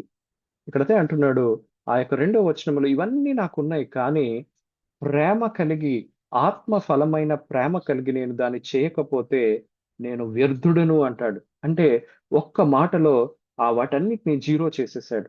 అంటే దేవుడు ఏం చేస్తున్నాడో తెలుసా? ప్రేమ అనే ఒక పెద్ద సర్కిల్లో కృపావరాల్ని, పరిచర్యలను, కార్యాన్ని దేవుడు పెట్టాడు. సో ఇంపార్టెంట్ ఏంటో తెలుసా? ఆత్మ ఫలము, తర్వాత నెక్స్ట్ కృపావరాలు, పరిచర్యలు, కార్యాలు. ఈ యొక్క పరిస్థితులు, ఫలము లేకుండా ఈ 3 చేయొచ్చా? ఎస్, చేసే ప్రమాదం ఉంది. చూడండి, బైబిల్ అంతట్లో కూడా ఎగ్జాంపుల్స్ ఉంటాయి. ఆ యొక్క సౌలు రాజు దేవుడిచ్చిన అభిషేకాన్ని కోల్పోతాడు. కానీ మళ్ళీ దేవుడి నుంచి దూరం అయిపోయినా ఆయన ప్రవచిస్తాడు. అందుకే అక్కడ మనం చదువుతాం, సౌలు కూడా ప్రవక్తలలో ఉన్నాడా అని నానుడి వచ్చింది అని యూదా కల్చర్‌లో ఆ మాటలుంటాయి. ఆలోచన చేయండి. ఇంకా ముందుకు వెళదాం. 3వ వచనం. ఇక్కడ నేను ఈ పరిచర్య కార్యాలు కనిపిస్తాయి. బీదల పోషణ కొరకు నా ఆస్తి అంతా ఇచ్చేసిన. సార్, నాకు భాషల్లో నేను మాట్లాడట్లేదండి. లేదంటే పెద్దగా ప్రవచించే విధానం నాకు లేదు. నా జీవితంలో అదే విధంగా వాక్యాన్ని జ్ఞాన వాక్యము లేదా బుద్ధి వాక్యం ద్వారా చెప్పేంత టాలెంట్ నాకు లేదండి. కానీ దేవుడు నాకు జ్ఞానం ఇచ్చాడు. ఆ జ్ఞానంతో నేను ఎంతో డబ్బుని సమకూర్చుకోగలుగుతున్నాను. దాని ద్వారా orphanages, children homes, old age homes, ఇంకా ఎవరికైతే ఫుడ్ పెట్టడం, ఇలాంటి పరిచర్య దేవుడు నాకు ఇచ్చాడు బ్రదర్ అనే వాళ్ళని నా జీవితంలో నేను చాలా మందిని కలుసుకున్నాను. సో వాళ్ళు చెప్తున్నారంటే ఈ మాట ఏమనంటే, ఈ యొక్క నానా విధములైన పరిచర్య కార్యములు అనేవి ఇక్కడ మీకు కనిపిస్తది. బీదల పోషణ కొరకు నా ఆస్తి అంతా ఇచ్చేసిన. కాల్చబడటానికి చూడండి, నాకు చాలా ఆశ్చర్యం అనిపిస్తది. రేపు ఈ గవర్నమెంట్స్ అన్ని నిలవబడి ఎవరైతే యేసు ప్రభువుని రక్షకుడుగా అంగీకరిస్తున్నారో వాళ్ళందరూ ముందుకు రండి అని టప టప టప కాల్చేశారనుకోండి, నువ్వు నేను నిలవబడతావా? కానీ ఇక్కడ చెప్తున్నాడు దేవుని కొరకు. ఎందుకంటే రోమ్ ప్రాంతంలో ఆల్రెడీ పాల్ ఇది రాస్తున్నప్పుడు అనేక మంది క్రైస్తవుల్ని నీరో చక్రవర్తి స్ట్రీట్ లైట్స్ గా వాడుకునేవాడు. అంటే ఆ యొక్క 4 రోడ్స్ యొక్క కూడలి మధ్య ఒక పెద్ద స్తంభాన్ని కట్టి క్రైస్తవులైన వాళ్ళని ఆ స్తంభం పైన కట్టి వాళ్ళ మీద ఆయిల్ తారు పోసి వెలిగించేసేవాడంట. రోజుకి ఒక్కొక్క ప్రాంతంలో ఒక్కొక్క వ్యక్తి. ఆ క్రైస్తవులు అరుస్తూ ఆ యొక్క మంటను తాళలేక వాళ్ళు చనిపోతే రాత్రంతా అది వెలుగుతున్నప్పుడు ఆ యొక్క స్ట్రీట్ లైట్ గా జంక్షన్స్ లో ఆ యొక్క రోమ్ లో ఉన్న రోడ్స్ అన్నిటికీ ఆ జంక్షన్స్ లో క్రైస్తవుని కాల్చివేసేవాడంట. అది వింటున్నప్పుడు నాకు ఎంతో ఆశ్చర్యం అనిపించేది, బాధ అనిపించేది. కానీ పాల్ ఏం చెప్తున్నాడో తెలుసా? అలా కాల్చబడటానికి నా శరీరాన్ని కూడా నేను అప్పగించొచ్చు, కానీ ప్రేమ లేకపోతే నాకు ప్రయోజనం లేదు. చాలా సార్లు మనం అమ్మో శ్రమ పడిపోతున్నాం దేవుని కొరకు అనుకుంటూ ఉంటాం. ఆ శ్రమ గుండా వెళుతున్నప్పుడు నీ యాటిట్యూడ్ ఏంటి? చాలా సార్లు మనం ఆత్మీయ గర్వం, అపవాది ఫస్ట్ వాడే నిన్ను పాపం చేయటానికి, దేవుని నుంచి దూరం అవటానికి అనేకమైన విధానాలు కల్పిస్తూ, అంటే మనం చదువుతాం కదా, కొరింథీ పత్రికలోనే చదువుతాం, ఇదిగో ఈ యుగ సంబంధమైన దేవత అవిశ్వాసులైన వారి మనోనేత్రాలకి గుడ్డితనం కలుగ చేస్తున్నాడు. దేవుడు ఇంకో మాట కూడా చెప్తాడు, అనేక మంది విశ్వాసులైన వారు కూడా ఈ యొక్క దొంగ బోధకులు, దొంగ విధానాలతో పడిపోవడం మనం చూస్తాం. అదే నెక్స్ట్ మనం ధ్యానం చేస్తాం. ఎందుకంటే ఈ కృపా వరాల మీద గాని, పరిచర్య మీద గాని, కార్యము మీద గాని, వీటి మీదే నీ యొక్క ఫౌండేషన్ బేసిస్ అయితే మాత్రం నువ్వు పడిపోయే ప్రమాదం ఉంది. కానీ ఆత్మ ఫలము కలిగి, ఇందాక మనం చదివాం ఆత్మ ఫలము అంటే ఏంటో గలతీయులకు రాసిన పత్రిక 5వ అధ్యాయం 22వ వచనంలో. ఈ ఆత్మ ఫలం అనేది నీ జీవితంలో నువ్వు కలిగి ఉంటే, ఆ పరిస్థితిలో నువ్వు ఈ పరిచర్య చేసినా, ఆ పరిస్థితిలో నువ్వు దేవుడు నీకు ఇచ్చిన కృపావరాన్ని వాడినా, అప్పుడు మాత్రమే నీకు ప్రయోజనం ఉంటుంది. ఈ 13వ అధ్యాయం ఇంకా డీప్ గా మీరు చదవండి. అక్కడ దేవుడు ఏం చేస్తాడంటే, ప్రేమ అంటే ఏంటో నేను ఆల్రెడీ ఒకసారి మనం ఈ ఎక్సర్సైజ్ చేసాం, మీకు గుర్తుందో లేదో. మీ పేరుని ఆ యొక్క 13వ అధ్యాయంలో మీరు చూస్తే, నేను మీకు లాస్ట్ టైం ఒకసారి 4వ వచనం నుంచి మీరు చేస్తున్నప్పుడు అక్కడ ప్రేమ యొక్క అట్రిబ్యూట్స్ దేవుడు చెప్తాడు. ఆత్మ ఫలమైన ప్రేమ ఎలా ఉంటుందో ఆ స్థితిని కలిగి మనం కృపావరాల్ని, పరిచర్యలను, కార్యాలను సంఘంలో వాడాలి. అలా నేర్చుకున్నప్పుడు సార్ మరి నా యొక్క ఆత్మఫల విధానం నాలో ఎలా ఉంది? ఈ క్వశ్చన్ వస్తుంది కదా.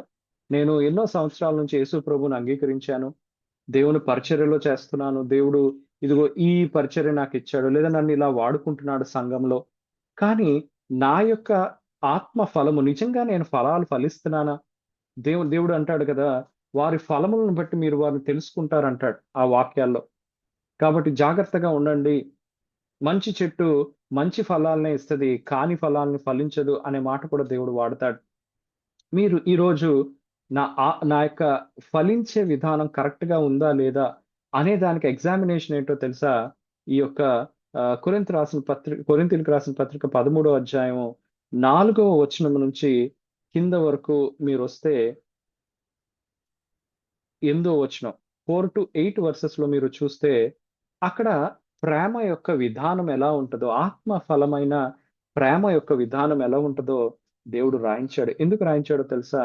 ఆ ప్రేమ అనే మాటకు ప్రతిఫలంగా ఆ యొక్క ప్లేస్ లో మీరు మీ పేరు పెట్టుకోండి. ఒక్కసారి మనం అందరం చదువుదాం.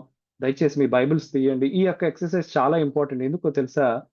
మనం ఇన్ని సంవత్సరాలు క్రైస్తవులుగా ఉంటున్నాం, బానే ఉంది. కానీ మనలో నిజంగా ఆత్మ ఫలము ఉందా? ఉంటే ఏ పరిమాణంలో ఉంది? దేవుడు అంటున్నాడు, ఇదిగో నువ్వు వేరుపారి స్థిరపడి దాని ఎత్తు ఎంతో తెలుసుకోవాలి, దాని లోతు ఎంతో తెలుసుకోవాలి, దాని వెడల్పు ఎంతో తెలుసుకోవాలి. ఆగిపోకూడదు. చాలండి, నేను చాలా గొప్ప అని అనుకునే ప్రసక్తే లేదు. ఎందుకో తెలుసా? మనం ఏ ఎలా ఉండబోతున్నామో నెక్స్ట్ వచనాల్లో మనం చూస్తాం.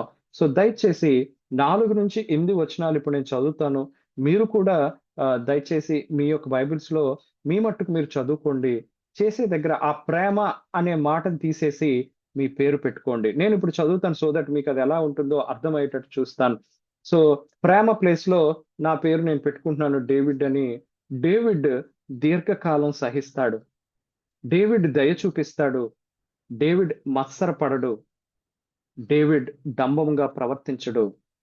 డేవిడ్ ఉప్పొంగడు. డేవిడ్ అమర్యాదగా నడువడు. డేవిడ్ స్వప్రయోజనమును విచారించుకొనడు. డేవిడ్ త్వరగా కోపపడడు. డేవిడ్ అపకారమును మనస్సులో ఉంచుకొనడు. డేవిడ్ దుర్నీతి విషయమై సంతోషపడక సత్యమందు సంతోషిస్తాడు. డేవిడ్ అన్నిటినీ తాలుకుంటాడు. అన్నిటినీ నమ్ముతాడు. అన్నిటినీ నిరీక్షిస్తాడు. అన్నిటినీ ఓర్చుకుంటాడు. ఎప్పుడు నీ జీవితంలో ఈ ప్రేమను నువ్వు కలిగి దేవుడు నీకు ఇచ్చిన కృపావరాన్ని గాని, దేవుడు నీకు ఇచ్చినటువంటి పరిచర్యను గాని, దేవుడు నీకు ఇచ్చినటువంటి కార్యాన్ని గాని చేస్తావో, సంఘములో ఎంతో ఉపయోగకరమైన పనిముట్టుగా యజమానుడు వాడుకునే అర్హమైన పాత్రగా నువ్వు ఉంటావు. చాలాసార్లు మనం అంటాం, నేను స్త్రీనండి, నేను నా భర్తను కోల్పోయిన స్థితిలో ఉన్నాను, నా భార్య అనారోగ్యంతో చనిపోయింది, నాకు అనారోగ్యం ఉంది, దీనివల్ల నేను సేవ చేయలేకపోతున్నాను. ఇంకా అనేకమైన వంకలు మన జీవితాల్లో దేవుడు కొరకు పని చేయకుండా ఆపివేస్తూ ఉంటాయి. కానీ ఈరోజు దేవుడు నీతో చెప్తున్నాడు, ఫస్ట్ నీ జీవితంలో కలిగి ఉన్నది పరిచర్య కొరకైన విధానం కాదు, ఆత్మ ఫలమైన విధానం ఉందా? ఎప్పుడైతే ఈ యొక్క 8 వచనాలు చూడండి, 8వ వచనం చదివినప్పుడు నాకు చాలా ఆశ్చర్యం అనిపిస్తుంది. ఇక్కడ ఈరోజు మన యొక్క మెయిన్ వర్స్ ఇదే. కొరింథీయులకు రాసిన మొదటి పత్రిక 13వ అధ్యాయం 8వ వచనంలో దేవుడు ఒక అల్టిమేటం ఇచ్చేశాడు. ఏంటో తెలుసా? కృపా వరాల కంటే కూడా ఆత్మ ఫలమే ముఖ్యము, అవసరము అని. చదువుదాం ఆ మాట. సో మీరు కూడా మీ యొక్క టైంలో పైన నేను ఎంత ఫాస్ట్ గా చదివానో ఒక్కొక్కటి తీసుకోండి ప్రియులారా. 4వ వచనం నుంచి మీరు చూస్తే కూర్చొని ఆలోచించండి. నిజంగా నేను దీర్ఘకాలం సహిస్తున్నానా? దయ చూపిస్తున్నానా? మత్సర పడుతున్నానా? మత్సర పడకుండా ప్రేమతో ప్రజల్ని చేర్చుకుంటున్నానా? నాకున్న ఆత్మీయ జ్ఞానాన్ని బట్టి, ఆర్గనైజేషన్ స్కిల్స్ ని బట్టి, టెక్నాలజీ ప్రొవెస్ ని బట్టి, ఇలా ఏ విషయాన్ని బట్టి అయినా నేను డంబంగా ప్రవర్తిస్తున్నానా? చాలా డబ్బు ఉండొచ్చు, చాలా ప్రాపర్టీస్ ఉండొచ్చు, దేవుడు నీ కృపావరం ఇచ్చి ఉండొచ్చు, కానీ దాన్ని బట్టి అతిశయిస్తున్నావా? దేవుడు అంటున్నాడు, ప్రేమ అనే ఆత్మఫలం నువ్వు కలిగి డంబంగా ప్రవర్తించొద్దు, ఉప్పొంగొద్దు. నేను ఎవరు లేకపోయినా నా ఇష్టం, నేను చేయగలను అనే యాటిట్యూడ్స్ వస్తాయి. దేవుని యొక్క క్యారెక్టర్లో నువ్వు దేవుని కొరకు పనిచేయాలి. అమర్యాదగా, చాలా క్యాజువల్ గా ఈరోజు సేవకుల గురించి మనం మాట్లాడతాం. నేను ఎప్పుడు కూడా అనుకుంటాను, కొన్నిసార్లు నిజమే, మనం చూస్తున్నప్పుడు నేను ఈ యొక్క పరిచర్యలో అనేక మందిని కలుస్తూ ఉంటాను. వాడి కుటుంబాలను చూసుకుంటూ పరిచర్య చేసే మిషనరీ స్త్రీలను, పురుషులను నేను కలుసుకుంటూ ఉంటాను. వాళ్ళు మనుషులే, వాళ్ళకి ప్రాబ్లమ్స్ ఉంటాయి. వాళ్ళు గబుకుమని ఏదైనా మనుష్య విధానంలో చిన్న తప్పు చేయగానే, ఒక అనరాని మాట అనగానే, చూడండి సేవకులంట ఇలా ఉన్నారు, అలా ఉన్నారు అని మనం ఎంతగానో ఇది చేస్తూ ఉంటాం. కానీ మీరు గమనిస్తే వారి పాద ధూళికి కూడా నేను సరిపోను ప్రభువా అని నేను ప్రార్థన చేస్తూ ఉంటాను చాలా సార్లు. గమనించండి, ప్రేమ అమర్యాదగా నడవదు. సెకండ్ థింగ్, నేను బాగుంటే చాలు అనుకునే ఒక సెల్ఫిష్ విధానం ఈరోజు సంఘంలో చూస్తూ ఉంటాం. నిజంగా కష్టాల్లో ఉన్న వారిని ఆదుకోవడానికి మన జీవితాల్లో అదే దాన్ని అడ్వాంటేజ్ గా తీసుకునే వాళ్ళు కూడా ఉంటారు. వాళ్ళు ఏం పని చేయరు, చాలా కష్టాల్లో ఉన్న డబ్బులు పంపించండి అంటున్న వాళ్ళని కూడా నేను చూశాను. అందుకే అంటున్నాను, దేవుడు నిన్ను పిలుచుకున్న ఈ 3 విషయాలలో ప్రేమతో, ఆత్మఫలమైన ప్రేమను కలిగి ఉన్నావు. ఇదంతా చదవండి. నేను మళ్ళీ 8వ వచనంకి వెళ్తున్నాను. ఎందుకంటే ఇది చాలా ముఖ్యం. రేపు దేవుడి ముందు నిలవబడినప్పుడు నీకు మిగిలేది ఇదొక్కటే. అందుకే అంటాడు 8వ వచనంలో, ప్రేమ, ఆత్మ ఫలమైన ప్రేమ శాశ్వత కాలం ఉంటది. కృపావరములైన ప్రవచన వరం నిరర్థకం అయిపోతాయి. నువ్వు ఒక్కసారి దేవుని రాకడ గాని, లేదా నువ్వు మరణించి దేవుని సన్నిధికి వెళ్ళిన తర్వాత పరలోకంలో నీకు ప్రవచించే పరిస్థితి ఏముంటది? ఉండదు. కానీ ప్రేమతో నింపబడిన నీవు ఆ ప్రేమను పరిశుద్ధాత్మ యొక్క ఫలముగా నీ జీవితంలో కలిసి పరలోకానికి వెళతావు. నెక్స్ట్ చూడండి, చాలా సార్లు మనం ప్రవచనములైనను నిరర్థకములను అని భాషలైనను నిలిచిపోవును. నేను చూసేవాడిని కొంతమందిని, వాళ్ళకి భాషల వరం రాగానే ఇతర భాషలలో మాట్లాడగానే వాళ్ళంత పరిశుద్ధులు లేరు అనే ఒక యాటిట్యూడ్ ని కనపరిచేవారు. చాలా ఆశ్చర్యం అనిపించేది. పరిశుద్ధాత్మ దేవుడే కదా వీళ్ళకి భాషలు మాట్లాడే పరిస్థితిని ఇచ్చాడు. వీరి బిహేవియర్ ఎందుకు ఇలా మారిపోయింది? తెలియకుండానే ఆత్మీయ గర్వం వాళ్ళు ఉండటం నేను గమనించేవాడిని. అలా భాషల వరం లేని వారిని గాని, ఆ యొక్క విధానంలో లేని వారిని ఎంతో చులకనగా వాళ్ళు మాట్లాడడం నేను చూసేవాడిని. పరిశుద్ధాత్ముడు ఇలా ఎందుకు మాట్లాడతాడు అని నాకు అనిపించేది. కానీ ఇక్కడ చూస్తే భాషలు నిలిచిపోతాయి. పరలోకానికి వెళ్ళగానే ఏ భాషలోనూ మాట్లాడతావు? ఎత్తబడిన నీవు దేవుని సన్నిధిలో నిలవబడినప్పుడు, ప్రభువా నేను భాషలు మాట్లాడతాను అనగానే దేవుడు అంటాడేమో, ఇదిగో అనేక భాషలు మాట్లాడే అనేక మంది ప్రజలు వచ్చారు. ప్రతి భాష, ప్రతి తెగ, ప్రతి ప్రజలో నుంచి నా కొరకు దేవుని కొరకు ప్రజలను కొన్నావు అని ప్రకటన గ్రంథంలో మనం చూస్తాం. ఆలోచన చేయండి. ఆ విధానంలో ఇక్కడ మనం చూస్తే భాషలు నిలిచిపోతాయి అంట. నెక్స్ట్ జ్ఞాన వాక్యం, బుద్ధి వాక్యం అని అనుకుంటాం. జ్ఞానము నిరర్థకం అయిపోతుంది. పరలోకంలోకి వెళ్ళి నువ్వు ఇంకా అక్కడ ఇలాంటి జూమ్ మీటింగ్ పెట్టుకొని మనం ప్రేయర్ మీటింగ్స్ లాంటివి ఏమి ఉండవు. మనందరం కూడా చక్కగా చుట్టాలాగా పాత రాస్తారు కదా, మనందరం కూడా అబ్రహాం గారికి వీళ్ళందరికీ చుట్టాలం. దేవుని ఇంటిలో సంతోషముతో యెహోవా మా తండ్రి కాడ, ఆయనే యేసు ప్రభు మా అన్న కాడ అని చెప్పి మనం అందరి ఇంట్లోకి వెళ్ళి ఆ రోజు అందరితో మనం సంతోషిస్తూ ఉంటాం. ఆలోచన చేయండి. 9వ వచనంకి వెళదాం. చాలా ఇంపార్టెంట్. ఈ అధ్యాయం అంతా మీరు టైం తీసుకుని దయచేసి చదవండి. ఆత్మ ఫలం యొక్క విశిష్టత ఎంత ముఖ్యమో అందులో ఉండే, మళ్ళీ నేను డిస్క్లైమర్ చెప్తున్నాను, కృపావరాలు తక్కువ అనే మాట నేను అనట్లేదు, పరిచర్య తక్కువ అనే మాట నేను అనట్లేదు, కార్యాలు తక్కువ, ఏది తక్కువ కాదు. ఈ 3 కూడా దేవుడే. ఇందాక మనం చదివాం ఆ యొక్క 3, 4, 5 వచనాల్లో 12వ అధ్యాయంలో ఈ 3 ఇచ్చిన వాడు దేవుడే.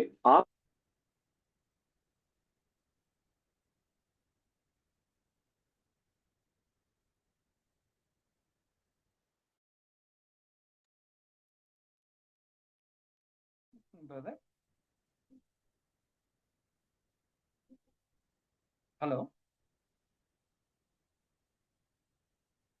Not audible.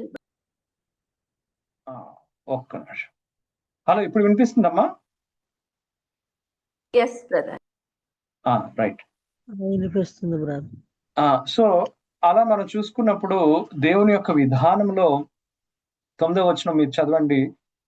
మనం కొంత మట్టుకు ఎరుగుదుము, కొంత మట్టుకు ప్రవచించుచున్నాం. పరలోక రాజ్యంలోనికి మనం వెళ్ళేసరికి చాలా విషయాలు భూమి మీద మనం తెలుసు. అందుకే అంటున్నాను, దేవుడు నీకు ఇచ్చే సమయం యొక్క వాల్యూ చాలా ఇంపార్టెంట్. చాలా సార్లు మన సమయాన్ని ఎంతో వ్యర్థమైన విషయాల కొరకు, ఇతరుల గురించి మాట్లాడటం, కొండలుగా మాట్లాడటం, తక్కువ చేసి మాట్లాడటం, ఇలాంటి మీ సమయాన్ని దొంగిలించే ఏ మనిషిని గాని, ఏ పరిస్థితిని గాని దయచేసి ఎంటర్టైన్ చేయొద్దు. ఎందుకో తెలుసా? పరలోకానికి వెళ్ళిన తర్వాత మనకు అర్థమవుతుంది, భూమి మీద దేవుడు నీకు ఇచ్చిన ఆయుష్ అది ఎంతైనా కావచ్చు. 40, 50, 60, 70, ఒక్కొక్కరు ఒక్కొక్క ఏజ్ లో చనిపోతూ ఉంటారు. ఏ ఏజ్ లో దేవుడు నీకు ఈ భూమి మీద సమయాన్ని ఇచ్చాడో దాన్ని ఆ రోజు నీకు లెక్క అడుగుతాడు. అందుకే 9వ వచనంలో అంటాడు, మనం కొంత మట్టుకు ఎరుగుదుము, కొంత మట్టుకు ప్రవచిస్తున్నాం. అంత ప్రవచించట్లేదు. అందుకే కొంతమంది ప్రవచన వరం కలగగానే అక్కడ కూడా పెద్ద తండోపతండాలుగా ప్రజలు వెళ్ళటం మనం చూస్తాం. ఈరోజు ఫ్యాన్ ఫాలోయింగ్ లాగా క్రిస్టియన్స్ అనేక మంది ఈ ప్రవచన వరం ఉంది అనగానే ఆ సేవకుల వెంట, స్వస్థత వరం ఉంది అనగానే ఆ సేవకుల వెంట వెళతాం. వెళ్ళి మనకి ప్రార్థన అవసరత కోరడం తప్పేమీ కాదు, కానీ మన అప్రోచ్ ఎలా ఉండాలో నేను చెప్తున్నాను. దేవుడు అంటున్నాడు, మనకు కొంచెం మాత్రమే తెలుసు, కొంచెము అందుకే ప్రవచిస్తున్నాం తెలియని విషయాలు అని చెప్తూ 10వ వచనంలో అంటాడు, పూర్ణమైనది వచ్చినప్పుడు పూర్ణము కానిది నిరర్థకమగును. ఈరోజు ఈ భూమి మీద దేవుడు ఎందుకు పరిచర్య విధానం ఉంచాడో తెలుసా? యేసుని ఎరగని వాళ్ళు అనేక మంది ఆ యొక్క విధానాలలో దేవుణ్ణి ఎరుగని పరిస్థితిలో ఉన్నారు. వాళ్ళకి నువ్వు నేను యేసుని ఎరిగి ఉన్నామని ఎళ్లి చెప్పాల్సిన బాధ్యత. అందుకు దేవుడు ఈ యొక్క సంఘములో, అందుకే ఆ యొక్క 12వ అధ్యాయంలో మీరు చదవండి, ఏ విధంగా శరీరము అమర్చబడి ఉందో ఆ అమర్చబడిన విధానములో నువ్వు వెళ్ళి పరిచర్య చేయాలి అని పౌలు ద్వారా రాయిస్తాడు. సో 12వ వచనానికి వచ్చేద్దాం. 13వ అధ్యాయం 12వ వచనంలో, ఇప్పుడు అద్దములో చూచినట్టుగా సూచనగా చూస్తున్నాము, అప్పుడు ముఖాముఖిగా చూస్తాం. సో ఈ భూమి మీద చాలా విషయాలు మనకు అర్థం కావు. ఎందుకంటే దేవుడు కొన్ని దాస్తున్నాడు. నీకు ఎంతవరకు అర్థం కావాలో, నీకు నీ పని కొరకు, ఇవ్వబడిన కృపావరమును నువ్వు వాడటం కొరకు, నీకు దేవుడిచ్చినటువంటి పరిచర్యను నువ్వు చేయటానికి దేవుడు నీకు ఒక కార్యం ఏర్పాటు చేసి కార్యాలను నువ్వు చేయాలి అని నీకిచ్చిన ఆ పిలుపు విధానంలో, ఇక్కడ కూడా మళ్ళీ దేవుని యొక్క చిత్తము, పిలుపు, ప్రణాళిక ఈ మూడు కూడా అనుసరించే ఈ రోజు మనం ధ్యానం చేసుకున్న కృపావరాలు, పరిచర్య కార్యాలు ఇవ్వబడతాయి. ఇచ్చిన నీవు ఎలా ముందుకు వెళుతున్నావు అంటాడు. ఇప్పుడు కొంత మట్టుకే ఎరిగి ఉన్నానో అప్పుడు నేను పూర్తిగా ఎరగబడిన ప్రకారము పూర్తిగా ఎరుగుదాం. సో ఈ భూమి మీద ఉన్నప్పుడు ఆత్మ ఫలమును కలిగి మనం ముందుకు వెళ్ళాలి. ఫైనల్ కన్క్లూజన్ ఇస్తూ ఓ మాట అంటాడు, కాగా విశ్వాసము, నిరీక్షణ, ప్రేమ ఈ మూడే నిలుస్తాయి. పైన మనం చదువుకున్నాం, కృపావరాలుగా చెప్పేవి నిలవబడవు, ఎందుకంటే అది భూమి మీద నిలవ ఉంటాయి. కానీ 13వ వచనం 13వ అధ్యాయం 13వ వచనం చూస్తే విశ్వాసము, నిరీక్షణ, ప్రేమ ఈ మూడు నిలుస్తాయి. కానీ మూడిట్లో ఇంపార్టెంట్ ఏంటో తెలుసా? ప్రేమే.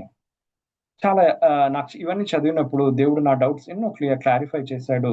సో ఇప్పుడు ఆత్మ ఫలమును కలిగి నేను దేవుని కృపావరం వాడటం స్టార్ట్ చేస్తాను.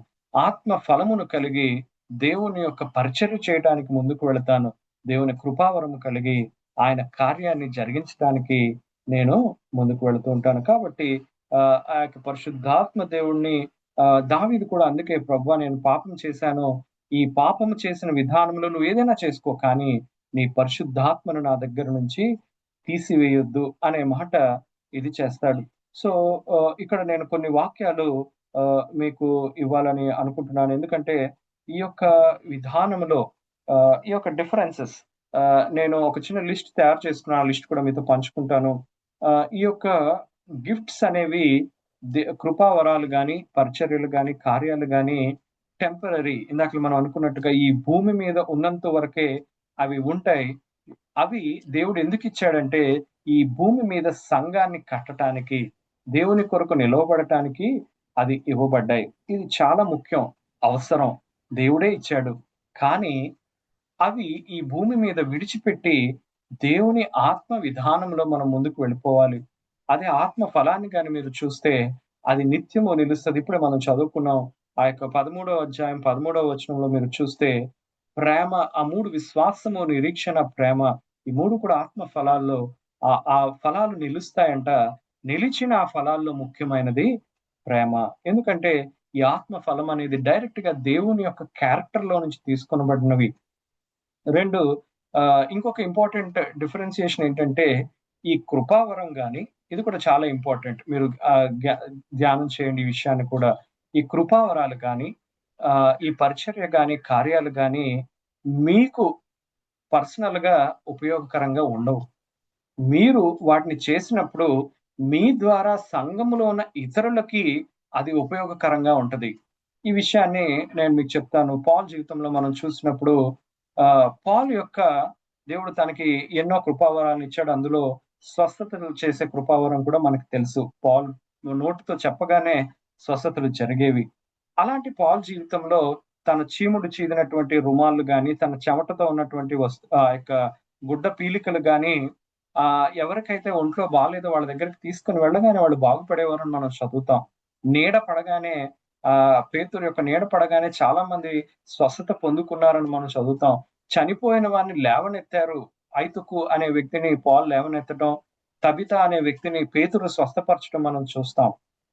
కానీ పాల్ జీవితంలో మీరు చూస్తే ఇదే కొరింథీ పత్రికలో మనం చూస్తే పాల్ జీవితంలోనే ఈ కృపావరాలు, ఈ పరిచర్య, ఈ యొక్క జ్ఞానం అంతా దేవుడు పాల్కి ఇవ్వటం వలన నా అంత గొప్పవాడు లేడు అని పాల్ అతిశయపడతాడేమో అని దేవుడు ఏం చేస్తాడంటే ఆ యొక్క స్వస్థత కృపావరం కలిగిన పాల్ శరీరంలోనే అనారోగ్యాన్ని అలౌ చేస్తాడు. తనకి ఒక విధమైన కడుపులో ఒక క్యాన్సరస్ ట్యూమర్ ఉంటది. అది ఎప్పుడు నొప్పి వస్తూ ఉంటది అని బైబిల్ పండితులు చెప్తారు. అదే విధంగా తన కంటిలో నుంచి ఐ ఇన్ఫెక్షన్ ఉండి ఎప్పుడు కూడా ప్రవచిస్తూ లేదా మాట్లాడుతున్నప్పుడు ఆ యొక్క కంటిలో నుంచి పసి కారుతూ ఉంటది. మనం ఆ యొక్క పత్రికల్లో చూస్తే అవసరమైన ఎడల మీ కన్నులను ఊడబెరికి నాకు ఇచ్చేసే ఉండేవారు అనే మాట చదువుతాం. సో అటువంటి శారీరక శ్రమ పాల్ శరీరంలో ఉండేది. ఇంత గొప్ప కృపావరములు కలిగి ఈ మాటని రాసిన పాల్ గారి శరీరంలోనే అనారోగ్యం ఉంది. వెంటనే పాల్ ఒక రోజు ప్రార్థన చేస్తాడు, ప్రభువా ఇదేం బాలేదు, నేను వెళితే స్వస్థత పొందలేని పరిస్థితి, నేను వెళితే జరగని పరిస్థితి ఎక్కడా లేదు, అలాంటి నాకు ఈ అనారోగ్యం ఏంటి ప్రభువా అని 3 సార్లు పాల్ ప్రార్థన చేస్తాడు. ఇదంతా మనకు తెలిసిందే.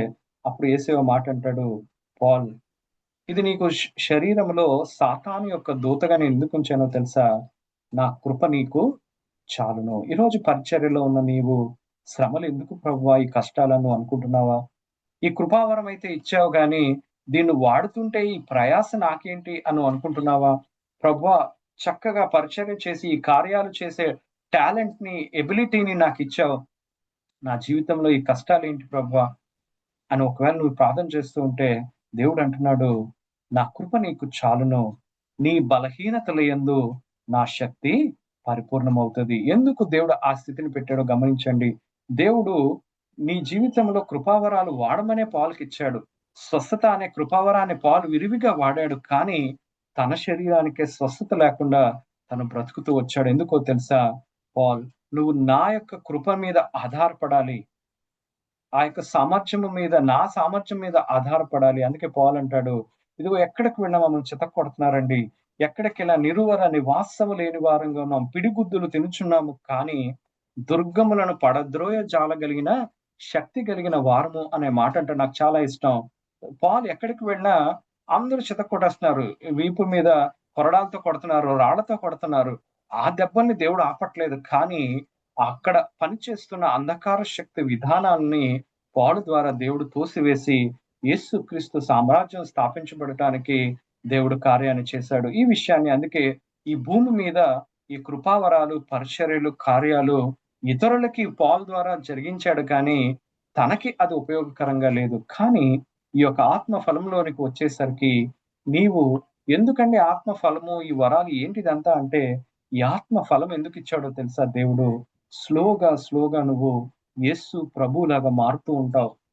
నీ జీవితంలో నువ్వు రక్షించబడక ముందు నీ మీద ఎంత కోపం ఉండేదేమో, ఉత్తినే ఇష్టం వచ్చినట్టు మాట్లాడేవాడువేమో, మనుషుల్ని తీర్పు తీర్చేవాడువేమో, ఇలా నీకున్న ప్రాబ్లమ్స్ ఎన్నో ఉండొచ్చు. కానీ యేసుని నువ్వు అంగీకరించిన తర్వాత నీ స్వభావం మారిందా? ఇంకా కొన్నిసార్లు ఆ పాత విధానాలే అప్పుడప్పుడు మచ్చుతునకలా కనపడుతూ ఉంటాయి. జాగ్రత్త.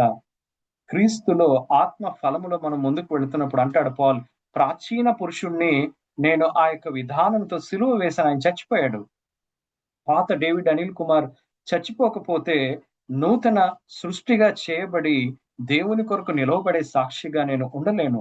మీ ముందు ఎంతో చక్కగా మాటలు మాట్లాడినా, లేదా నా యొక్క అడ్మినిస్ట్రేషన్ లో ఒక మంచి ఆఫీసర్ గా నేను పేరు తెచ్చుకోవచ్చేమో, కానీ దేవుడు ముందు నిలవబడినప్పుడు నేను ఆత్మ ఫలము లేనివాడిగా ఉంటే నాకున్న ఈ విషయాలన్నీ వ్యర్థం. అదే ఆ 13వ అధ్యాయంలో పాల్ చెప్తున్నాడు.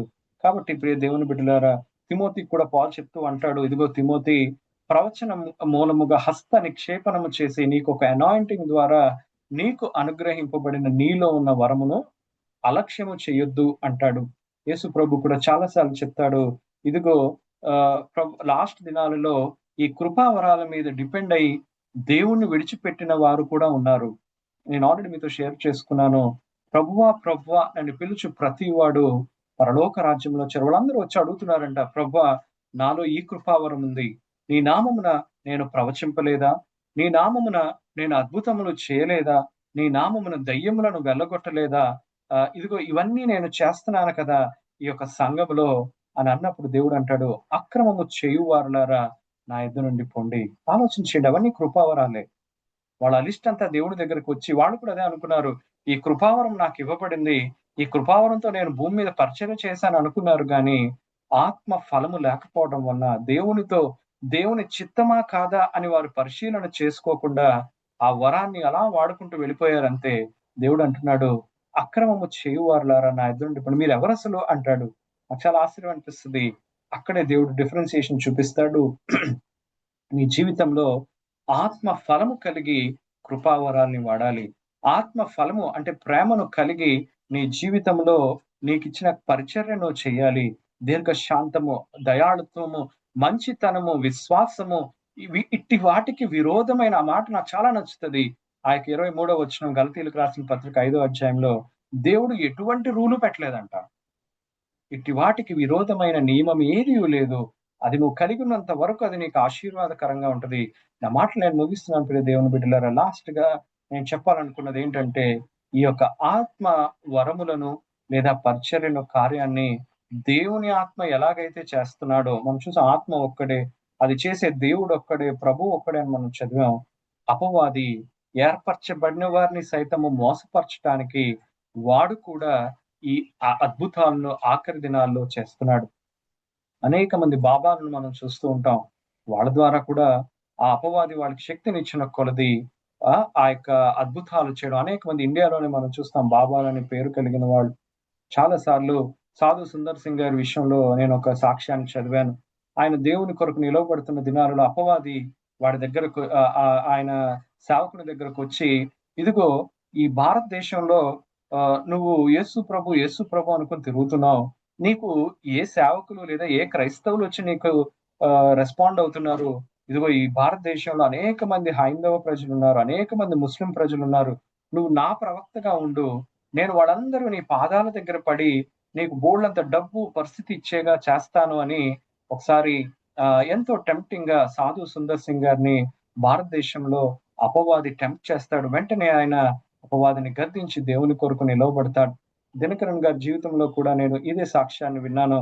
దేవుని కొరకు చక్కగా వాడబడుతున్న దినాల్లో, ఆయన ప్రార్థన చేస్తున్న దినాల్లో ఒక రోజు అపవాది లూసిఫర్ విధానంలో వెలుగైతే వచ్చింది కానీ ఆ శక్తి లేని విధానంలో వచ్చి, ఇదిగో నీ కాళ్ళ దగ్గర బంగారం పడేస్తాను, నీకు ఏదైతే కావాలో అన్ని నేను ఇస్తాను, నీకు ఆరోగ్య సమస్యలు ఉన్నాయి కదా అవన్నీ కూడా తీసేస్తాను, నువ్వు నాకు ప్రవక్తగా ఉండు అని ఆ టెంప్టింగ్ విధానం చెప్పినప్పుడు వెంటనే పరిశుద్ధాత్మ దేవుడు ఏ విధంగా ఆయన ఆత్మహత్య చేసుకోవడానికి ప్రయత్నిస్తున్న దినాలలో దేవుడు ఆయన రక్షించుకున్నాడో అది జ్ఞాపకం చేశాడు. ప్రియ దేవుని బిడ్డ, ఈరోజు అపవాది, అందుకే మనం యూట్యూబ్ లో ఎక్కడైనా చూడండి ఎంతగానో దేవుని నామము అవమానపరచబడుతూ ఉంది. ఒకవైపు దేవుడు తన కార్యాన్ని చేసుకుంటున్నాడు మంచిదే, కానీ మీ వల్లనే కదా నా నామము అన్ని జనుల మధ్య దూషించబడుతుంది అన్న విధంగా ఈరోజు అనేక మంది జీవితాలు ఉంటున్నాయి. కాబట్టి ఎవరినో మనం దూషించటమో లేదా ఎవరినో తీర్పు తీర్చడం కొరకు మనం ఇక్కడ లేము. ఈ రోజు మనలను మనం పరీక్షించుకునే విధానంలో ఈ సమయాన్ని ఒక 2 నిమిషాలు జ్ఞాపకం చేసుకుందాం. ఆ మాటలు నేను ముగిస్తున్నాను. దేవుడు ఆత్మ ఫలము అనే ఒక పెద్ద విధానములో దేవుడు నీకు ఇచ్చిన కృపావరాన్ని వాడమంటున్నాడు. దేవుడు నీకు ఇచ్చిన పరిచర్యను వాడమంటున్నాడు. దేవుడు నీకు నీ జీవితంలో ఉంచిన కార్యములను చేయమంటున్నాడు. ఈరోజు ఏ పరిచర్య కొరకు నువ్వు పిలువబడ్డావు? గృహిణిగా ఇంట్లోనే ఉండొచ్చు, కానీ నీకు తెలుసా ఆత్మ ఫలంతో నువ్వు దేవుని దగ్గర కన్నీటితో ప్రార్థన చేస్తే అనేక మంది జీవితాలు తాకబడతాయని. World War I మొదటి యుద్ధంలో, ప్రపంచ యుద్ధంలో అనేక మంది చనిపోగానే అక్కడ ఉన్నటువంటి సేవకులైన వారు ఎంతో పరిశీలన చేసినప్పుడు మళ్ళీ సెకండ్ వరల్డ్ వార్ వచ్చేసరికి ఆ రోజు ప్రేయర్ సెల్స్ అనేవి కోకొల్లలుగా ఆ యొక్క విధానం అప్పుడే ప్రారంభమైంది. చాలా మంది స్త్రీలు, ఎందుకంటే తమ భర్తలు పిల్లలు అందరూ కూడా యుద్ధం చేయడానికి యుద్ధ భూమిలోకి వెళ్ళిపోతే స్త్రీలందరూ కలిసి, ప్రభువా ఈ యుద్ధం తీసివేయి, ఈ యుద్ధమును ఆపు అని ఆ యూరోప్ ప్రాంతంలోనూ అమెరికా ప్రాంతంలోనూ క్రైస్తవులుగా ఉన్న అనేక మంది స్త్రీలు ఇంట్లోనే ఉండి వాళ్ళు కన్నీటితో యుద్ధం చేశారు. దేవుడు దాని పర్యవసానంగా చాలా మంది భర్తలు ఆ యొక్క కుమారులు చనిపోకుండా యుద్ధము త్వరగా కంప్లీట్ అయ్యి ఒక విధానం ఏర్పడేటట్లు దేవుడు చేశాడు. ఎంత దినాలలో చూడండి, యుద్ధ కాలంలో మనం ఉన్నాం. మనం అనుకోవచ్చు ఎక్కడో ఇజ్రాయేలు, అమెరికా, ఇరాన్ వాళ్ళు కొట్టుకుంటుంటే భారతదేశానికి ఏం ప్రాబ్లం లేదు అని మనం అనుకుంటున్నామా?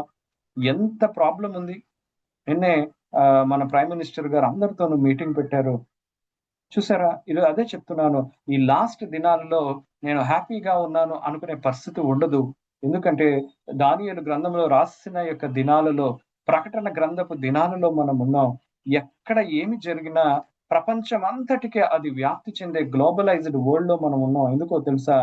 దేవుని యొక్క వాక్యంలో ఇలా ఉంటుంది అని క్లియర్ గా రాయించాడు దేవుడు. మీరు ప్రకటన గ్రంథం 12వ అధ్యాయంలో చూస్తే మహా బబులోను అనే విధానం మీద ఆల్రెడీ నేను షేర్ చేసుకున్నాను. 2 సిస్టమ్స్ ఉన్నాయని. యెరూషలేము విధానము, బబులోను విధానము. ఆ బబులోను గురించి, ఆ బబులోను ఏదో ప్రాంతం కాదు. ఈ రోజు ఉన్న ఆ ఇరాన్, ఇరాక్ ప్రాంతమే. బైబిలికల్ గా కూడా మీరు చూస్తే ఆ ప్రాంతాలు ఎంతో సిగ్నిఫికెంట్. అందుకే నేను చాలా ఆశ్చర్యపోతూ ఉంటాను. ఎంతో యాక్యురేట్ గా దేవుని వాక్యంలో up to date current affairs magazine లాగా న్యూస్ పేపర్ కంటే అప్డేటెడ్ గా ఈరోజు దేవుని వాక్యం ఉంది. కానీ మన యొక్క రెస్పాన్స్ ఎలా ఉంది? ఈ మాటలు చెప్పి నేను ముగిస్తున్నాను. ఈరోజు దేవుడు నీకు ఏ కృపావరాన్ని ఇచ్చాడు? దేవుడు ఈరోజు ఏ పరిచర్య విధానంలో నేను పెంచుకున్నాడు? దేవుడు ఏ కార్యాన్ని ఆయన సంఘములో చేయడానికి నేను పెంచుకున్నాడు? ఏది నీకు ఇచ్చిన ప్రియ దేవుని బిడ్డ, దయచేసి ఆత్మ ఫలమైన ప్రేమను, ముఖ్యంగా ప్రేమ అంటాడు. అందుకనే అన్నిటిలో ఇవన్నీ ఉన్నా సరే ప్రేమే ఇంపార్టెంట్ అంటాడు. ఆ మాట చాలా ఇష్టం నాకు. ఎన్ని ఉన్నా సరే వీటన్నిటిలో శ్రేష్టమైనది ప్రేమయే. ఈ ప్రేమే గాని నాకు లేకుండా కృపావరాలన్నీ నేను వాడిన మ్రోగెడు కంచుగా ఎటువంటి ప్రయోజనం లేని వ్యక్తిగా ఉండిపోతాను. పరిచర్య చేయడానికి నా దగ్గరున్న డబ్బును, పరిస్థితులను ఇచ్చి నేనే హతసాక్షి అయిపోవడానికి ముందుకు వెళ్ళినా సరే ప్రేమ లేకపోతే బహుశా హతసాక్షి అవటం వల్ల కూడా నాకు పెద్ద యూజ్ ఉండదేమో. కాబట్టి తగ్గించుకుని సాత్వికముతో దేవుడి, అందుకే అంటాడు యేసయ్య, నన్ను వెంబడించి గోరువాడు తను తాను ఉపేక్షించుకొని అనే మాట వాడతాడు. మనం చదివేస్తూ ఉంటాం కానీ నిజంగా దాన్ని అప్లై చేసుకున్నప్పుడు నీకంటూ రైట్స్ లేవు, నీకంటూ విధానం లేదు. ఎందుకో తెలుసా? విలువ పెట్టి నువ్వు కొనబడిన వాడవు, నువ్వు నా సొత్తు అంటాడు దేవుడు. చాలాసార్లు నేను దేవుణ్ణి అడుగుతూ ఉంటాను, ఎందుకు ప్రభా ఈ కష్టాలు? నాకే ఎందుకు ఇలాంటి పరీక్షలు? నీ సేవకుడిగా పిలిచి నీ కొరకు నిలవబడితే లైఫ్ అంతా హ్యాపీగా ఉండాలి కదా, ఏంటి శ్రమలు, ఏంటి కష్టాలు అని అనగానే దేవుడు అంటాడు, నీకు నేను 100 రెట్లుగా ఆ 1000 ఏండ్ల పరిపాలన కాలంలో నేను నీకు ఇస్తాను. 1000 రెట్ల దీవెనలు నేను నీకు ఇవ్వబోతున్నాను. ఈ భూమి మీద అవమానపరచబడ్డావు. అందుకే ఆ యొక్క ధన్యతలు మనం చదివినప్పుడు, నా నిమిత్తము మనుషులు మిమ్మల్ని చెడ్డ మాటలెల్లా పలికి మీ మీద అబద్ధ సాక్ష్యము పలికినప్పుడు మీరు ధన్యులు, మీరు గెంతులేసి డాన్స్ చేయండి అంటాడు దేవుడు. పరలోకములో మీ ఫలము అధికమవుతుంది. ఈరోజు దేవుడు నీ జీవితంలో ఫలాలు వెతకటానికి వస్తున్నాడు. అందుకే ఎప్పుడైనా మీ బర్త్డే అయినా, మీ మ్యారేజ్ యానివర్సరీ, ఏదైనా యానివర్సరీ, ఏ పని వచ్చినా మీరు వెతకాల్సింది ఏంటో తెలుసా? ఫలాలు. దేవుని కొరకు ఫలించేవారుగా ఉన్నారా? మీ ఫలాలు 30 దగ్గర ఆగిపోయాయా? దేవుడు అంటాడు, ఫలించే వ్యక్తి 30 60 100 ఫలించాలి. ఈ జీవితంలో ఫలించే స్థితి నీకుందా? ఒకవేళ అవును బ్రదర్, దేవుడు నన్ను ఎంతగానో దీవించాడు, నేను ఫలిస్తున్నాను అనే మాట నువ్వంటే, అయితే 30 ఫలిస్తున్నావా? లేదా ఇంతతో నేను ఆగిపోను ప్రభా. ఎలీషా అంటాడు, నేను ఉండను అంటాడు. నాకు చాలా ఇష్టం. ఏలియా అంటాడు, ఇదిగో నన్ను దేవుడు తీసుకెళ్ళిపోతున్నాడు ఎలీషా, నువ్వు ఇక్కడే ఉండు అని ఒక ప్రాంతం గురించి చెప్పగానే, యెహోవా జీవము తోడు, నీ జీవము తోడు, నేను నిన్ను విడిచిపెట్టను. అలా లాస్ట్ వరకు, ఎరికో వరకు వచ్చేస్తాడు. వచ్చిన తర్వాత ఇంక అప్పుడు అడుగుతాడు. అందుకే చూసావా, మనం దేవుని కొరకు అలా పట్టుకొని ఎందుకు ఉండాలో తెలుసా? లాస్ట్ లో ఏలియా అడుగుతాడు, ఎందుకయ్యా బాబు ఉండమంటే ఉండట్లేదు, ఏం కావాలి ఎలీషా నీకు అనగానే, సార్ మీ మీద దేవుని ఆత్మ ఉంది, నేను ఈ యొక్క భయంకరమైన లోకములో పని చేయాలంటే 2 ఆత్మ నాకు కావాలి, అది ఇస్తే నాకు చాలు. అందుకే వెంటనే అంటాడు, ఏలియా చాలా కష్టమైంది అడిగేవయ్యా, కానీ దేవుడు నీకు ఇస్తాడు, సరే అని చెప్పి ఆయన వెళ్ళిపోతాడు. ఈరోజు నువ్వు నేను దేవుణ్ణి ఏమడుగుతున్నావు? దేవా నాకు డబ్బులు ఇవ్వు, దేవా నాకు కృపావరం ఇవ్వు, దేవా నాకు పరిచయం చేసే జ్ఞానం ఇవ్వని అడుగుతున్నామా? దేవా నీ కొరకు ఫలించే విధానము నాకు ఇవ్వమని అడుగుతున్నామా. ప్రియ దేవుని బిడ్డలారా, దయచేసి ఈ యొక్క 1 కొరింథీ పత్రిక 12, 13, 14 ఈ యొక్క విధానంలో ఆహ్, ఈ యొక్క అధ్యాయాలు మీరు చదివితే మళ్ళీ టైం స్పెండ్ చేయండి. దేవుడు మీకు కూడా బయలుపరచాలని ప్రార్థన చేస్తున్నాను. అదేవిధంగా గలతీయులకు రాసిన పత్రిక 5వ అధ్యాయంలో క్లియర్‌గా ఆత్మ ఫలం గురించిన డిస్కషన్ ఉంటది. ఇంకా రానున్న దినాలలో దీని యొక్క డిఫరెంట్ విధానాలను మనం ధ్యానం చేసుకుందాం. ఈరోజు కొంచెం సమయం అయింది, దయచేసి క్షమించండి. ఎందుకంటే ఈ టాపిక్ మీకు చాలా జాగ్రత్తగా అర్థమవ్వాలని, తద్వారా మీ ఆత్మీయ జీవితాలు ఇది డైరెక్ట్‌గా మీ యొక్క స్పిరిచ్యువల్ లైఫ్‌కి ఇంపాక్ట్ చేస్తుంది. కాబట్టి కొంచెం సమయం తీసుకున్నాను. మీ అందరూ ప్రార్థనాపూర్వకంగా మీ జీవితాలను పరీక్షించుకుంటూ ఎవరికి ఏ మనిషికి మనం చెప్పాల్సిన అవసరం లేదు. ఎందుకంటే దేవుడి ముందు మనం నిలవబడినప్పుడు అడుగుతాడు, ఇదిగో నీకు నేను 5 తలాంతులు ఇచ్చాను, నువ్వేం చేశావని. నీకు 2 తలాంతులు ఇచ్చాను, నువ్వేం చేశావని. అలా అడిగినప్పుడు బలా నమ్మకమైన మంచి దాసుడా, బలా నమ్మకమైన మంచి దాసురాలా అని అనిపించుకునే స్థితిలో మనందరము ఉండునట్లు పరిశుద్ధాత్మ దేవుడు మనకు, విశ్వాసులకు, సార్వత్రిక సంఘానికి ఆయన కృపను, కనికరమును, వాత్సల్యతను అనుగ్రహించును గాక. దేవుడు ఈ మాటలను దీవించును గాక. Thank you very much. Over to you brother. Thanks అండి. Thank you very much. Amen. Praise the Lord. Thank you brother, చక్కని వర్తమానాన్ని అందించిన విధానాన్ని బట్టి. మరి ముగింపు రిమార్క్స్ ఇచ్చి చివరి ప్రార్థన చేయవలసిందిగా రెవరెండ్ జామీ రవికుమార్ అయ్య గారిని మనం చేస్తున్నానండి. ఇది మన వినీత్ ఎగ్జామ్ రాస్తాడు, వినీత్ కొరకు కూడా జ్ఞాపకం చేసుకోండి అయ్య గారు. యేసుక్రీస్తు నామములో శుభాలు తెలియజేస్తున్నాను. దేవుడు తన దాసులని డేవిడ్ అనిల్ కుమార్ గారి ద్వారా అనేక ఆత్మ సంబంధ విషయాలు తెలియజేశారు. పరిచర్యలు, ఆత్మవరాలు, అదేవిధంగా దేవుడిచ్చిన కృపావరాలు, అదేవిధంగా చూసినట్లయితే ప్రేమ, విశ్వాసం, నిరీక్షణ వీటన్ని మించి వీటిలో శాస్త్రమైనది ప్రేమ అన్నట్టుగా మనం చేసే ప్రతి పనిలో కూడా ఆ ప్రేమ అనేది ఉండాలని, అదేవిధంగా కొన్ని పనులు లోకంలోనే చేయగలం, కొన్ని పనులు పరలోకం పట్టుకెళ్ళామనే విషయాలు మనకు తెలియజేశారు ఆయన. కృపావరాలు, అదేవిధంగా పరిచర్యలు, అదేవిధంగా కార్యనిర్వహణ, అనేక విషయాల కోసం చాలా స్పష్టంగా మనకి బోధించారు.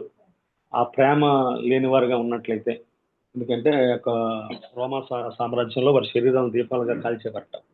అయినప్పటికీ ప్రేమ లేకపోతే వ్యర్థం అనే విషయాన్ని తెలియజేసుకొచ్చారు. సో మన వ్యక్తిగత జీవితాల్లో ఏ పని చేసినా దేవుని ప్రేమించేవారుగా ఉండాలని, అదేవిధంగా పౌలు గారి జీవితంలో ఏ లోపాలున్నా పౌలు దేవుని కృప మీద ఆధారపడాలి, నా కృప నీకు చాలును అన్నట్టుగా ఎన్ని సమస్యలు వచ్చినా, ఎన్ని బాధలు వచ్చినా దేవుని మీద ఆధారపడే వారికి మనం ఉండాలని, అనేక విషయాలు, ప్రతి విషయాన్ని కూడా చాలా స్పష్టంగా, చాలా వివరంగా మనకు అర్థమయ్యే రీతిలో, అర్థమైన భాషలో ఏవైతే మనకున్న అపోహలు ఉన్నాయో, ఏదైతే కృపావరాలు మనకు ఎక్కువ కావాలని, అద్భుతాలు చేయాలని, ఆశ్చర్యకార్యాలు చేయాలని మన ఆలోచనలో ఉండి కొన్ని విషయాలు మనం మర్చిపోతున్నాము. ఆ విషయాలన్నీ కూడా ఆయన తెలియజేసిన విధానం బట్టి ప్రత్యేక వందనాలు చెల్లిస్తూ ఉన్నాం.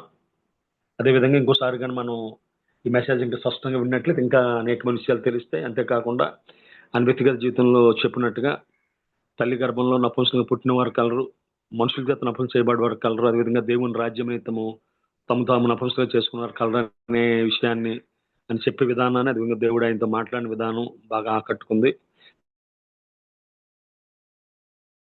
దేవుని ఇంకా అనేక స్థలాల్లో బిడ్డను బహుబలంగా వాడుకోవాలని, అదేవిధంగా మనలాంటి అనేక మంది దేవునికరం ఉండాలని కోరుకుంటూ నా మాటలు ముగిస్తున్నాం. ప్రార్థన చేసుకుందాం. పరిశుద్ధమైన తండ్రి, బంగారు పాదాలు పొందడం ప్రభా. అయ్యా అనేక సార్లు మేము విన్న వచనాలే తండ్రి, అదేవిధంగా ప్రభా అనేక సార్లు మేము అపార్థం చేసుకున్న పరిస్థితులే తండ్రి. అయ్యా మాకేం కావాలో ఆ విషయాలు ప్రభును తెలియజేసిన దాన్ని బట్టి వందనాలు తండ్రి. ప్రభా మా జీవితంలో కృపావరాలు ఉన్నప్పటికీ తండ్రి పరిచర్య చేసేవారు, కార్యాలు నిర్వహించేవారు లేకుండా వాటిని మేము చేయలేము తండ్రి. అయ్యా ప్రతి ఒక్కరూ నీ సంఘంలో ప్రభా ఏ ముఖ్యం లేదంటే సత్యాన్ని గ్రహించేవారుగా చేయండి. అదేవిధంగా ఏ పని చేసినా ప్రభా ప్రేమతో చేయగలిగే సహాయం తెచ్చమని ప్రార్థన చేస్తున్నాను తండ్రి. కృపించండి ప్రభా. నీ దోషం ద్వారా నువ్వు తెలియజేసిన విషయాలను బట్టి ప్రార్థన చేస్తున్నాను తండ్రి. అదేవిధంగా ప్రభా కొన్ని పరిచర్యలు ప్రభా భూలోకంలో మాత్రమే చేయగలను తండ్రి. ఆ విధంగా దేవతను ప్రభు అప్పగించిన ప్రతి పని ప్రభా అయ్యా తండ్రి బహు నమ్మకంగా చేయడానికి సహాయం తెచ్చమని, అయ్యా మా జీవితంలో ఏం పొందుకున్నా ప్రభా నీ కృపాన్ని సత్యాన్ని గ్రహించి అయ్యా నువ్వు అప్పగించమని బాధ్యత తండ్రి నమ్మకంగా చేసేవారు ఉంచమని, మమ్మల్ని మార్చుకోవడానికి ఈ రాజ్యం కట్టబడడానికి దాని తండ్రి ప్రభా మారిన మా జీవితంలో వాడుకోమని, విత్తిన వాక్యం తండ్రి 30 దంతులుగా 60 దంతులుగా 100 దంతులుగా ఫలింపు చేయమని ప్రత్యేకంగా దాసులు ఇంకా దీపించండి. ఇంకా అనేక స్థలాల్లో ప్రభా అనేక ప్లాట్ఫామ్స్ మీద ప్రభా బహుబలంగా వాడుకోమని సహాయం తెచ్చమని, చేసిన ఉద్యోగం విషయంలో కూడా ప్రభు నీ కృప చూపించమని ప్రార్థన చేస్తున్నాం. అదేవిధంగా ప్రభు వినీతి దేవతను ప్రభా తండ్రి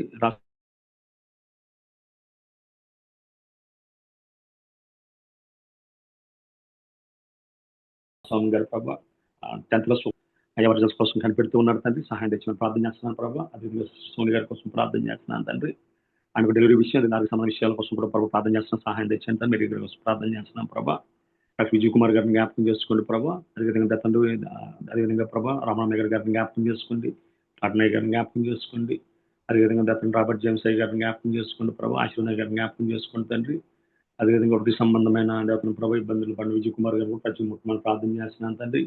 ఇంకెవరైతే అనారోగ్యాలతో ఉన్నారో, ఆర్థిక ఇబ్బందులు ఉన్నారో, కుటుంబ సమస్యలు ఉన్నారో ప్రతి ఒక్కరి పేరు పేరు జ్ఞాపకం చేసుకోమని అవి ప్రత్యేకంగా ప్రభా ఈ వాక్యాన్ని మరొకసారి ప్రభు ధ్యానించి మా జీవితంలో దేవతను ప్రభా ఈ వాక్యాన్ని విని విడిచిపెట్టేవారు కాకుండా వాక్యానుసారంగా జీవించగల కృప మాకు అందరికీ దయచేయమని అది ప్లాట్ఫామ్ ఏర్పాటు చేసిన బాగా రత్నాకర్ గారు మన కుటుంబాలు దీవించండి అయ్యి సహకరిస్తున్న దేవతను ప్రభా జాన్సన్ గారిని, స్వరూప్ గారిని, ప్రసిద్ధ సిస్టర్ గారిని, ఝాన్సీ సిస్టర్ గారిని కూడా జ్ఞాపకం చేసుకో. బిడ్డ గాయనికి ఇబ్బందితో పడుచులుగా ప్రభా స్వస్థత దయచేయమని ప్రార్థన చేస్తున్నాను తండ్రి. పాప శ్రీనిధి యొక్క ఎగ్జామ్స్ రిజల్ట్స్ లో కూడా ప్రభా సహాయం దయచండి. మా పాపకు తండ్రి సోమవారం నుంచి ప్రభు ఎంబీబీఎస్ ఫస్ట్ ఇయర్ ఎగ్జామ్స్ ఉన్నాయి తండ్రి. సహాయం దయచండి.